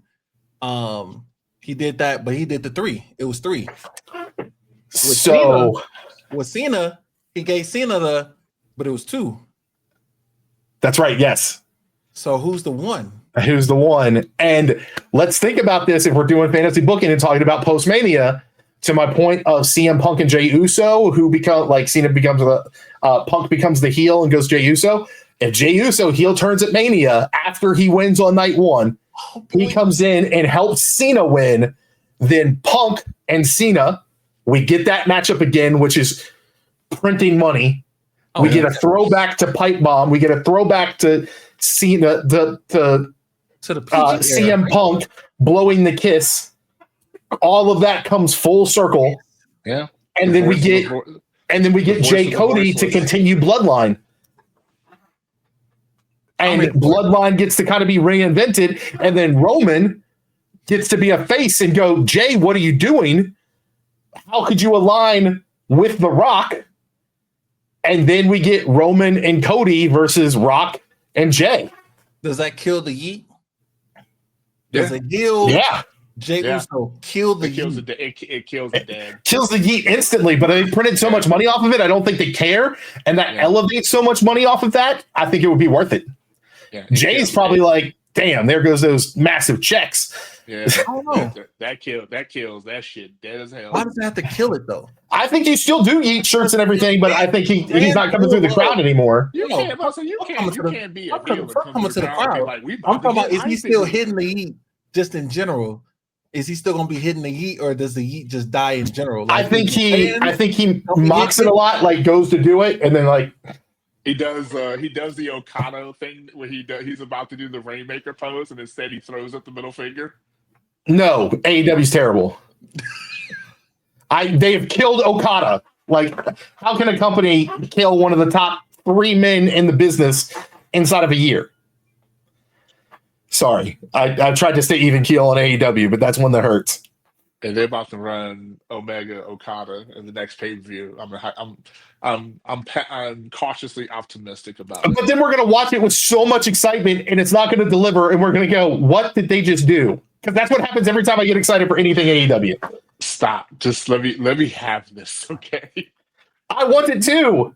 I've tried so hard, and I continue to try to enjoy and to support AEW. I have a lot of friends that work there. I want them to be successful, but I just keep being sad. Anyway, we're way off track. But that wraps up what we think the entire Mania is going to be. We've got 2 shows before we're full-fledged into Mania weekend. And yeah, here we are. It's time. Yes, sir. I'm looking forward to it. Corey, we appreciate you kind of stepping in and keeping us afloat while the Sunset Kid is out sailing the high seas. Thank you for having me. Hopefully I'll be able to stop through again. Oh, yes. Marcos, we miss you. We love you. We'll see you soon. Corey, where can they find you? You can find me on Instagram at my_swole_so_called_life. Jesus, that's That'll long. be in the comments because nobody can type that out. We'll put it in the description. For those that don't know, our boy is a competitive power lifter getting ready to go to nationals in Vegas, right? Reno, but yeah, basically. Same thing. Baby Vegas. Baby Vegas. Yeah. So check him out. See all the big, heavy things that he picks up and puts down. Derek, where you at? Where can they find you? Man, y'all can find me at Lock Stallion. You already know my mantra, or the mantra I stole. Okay.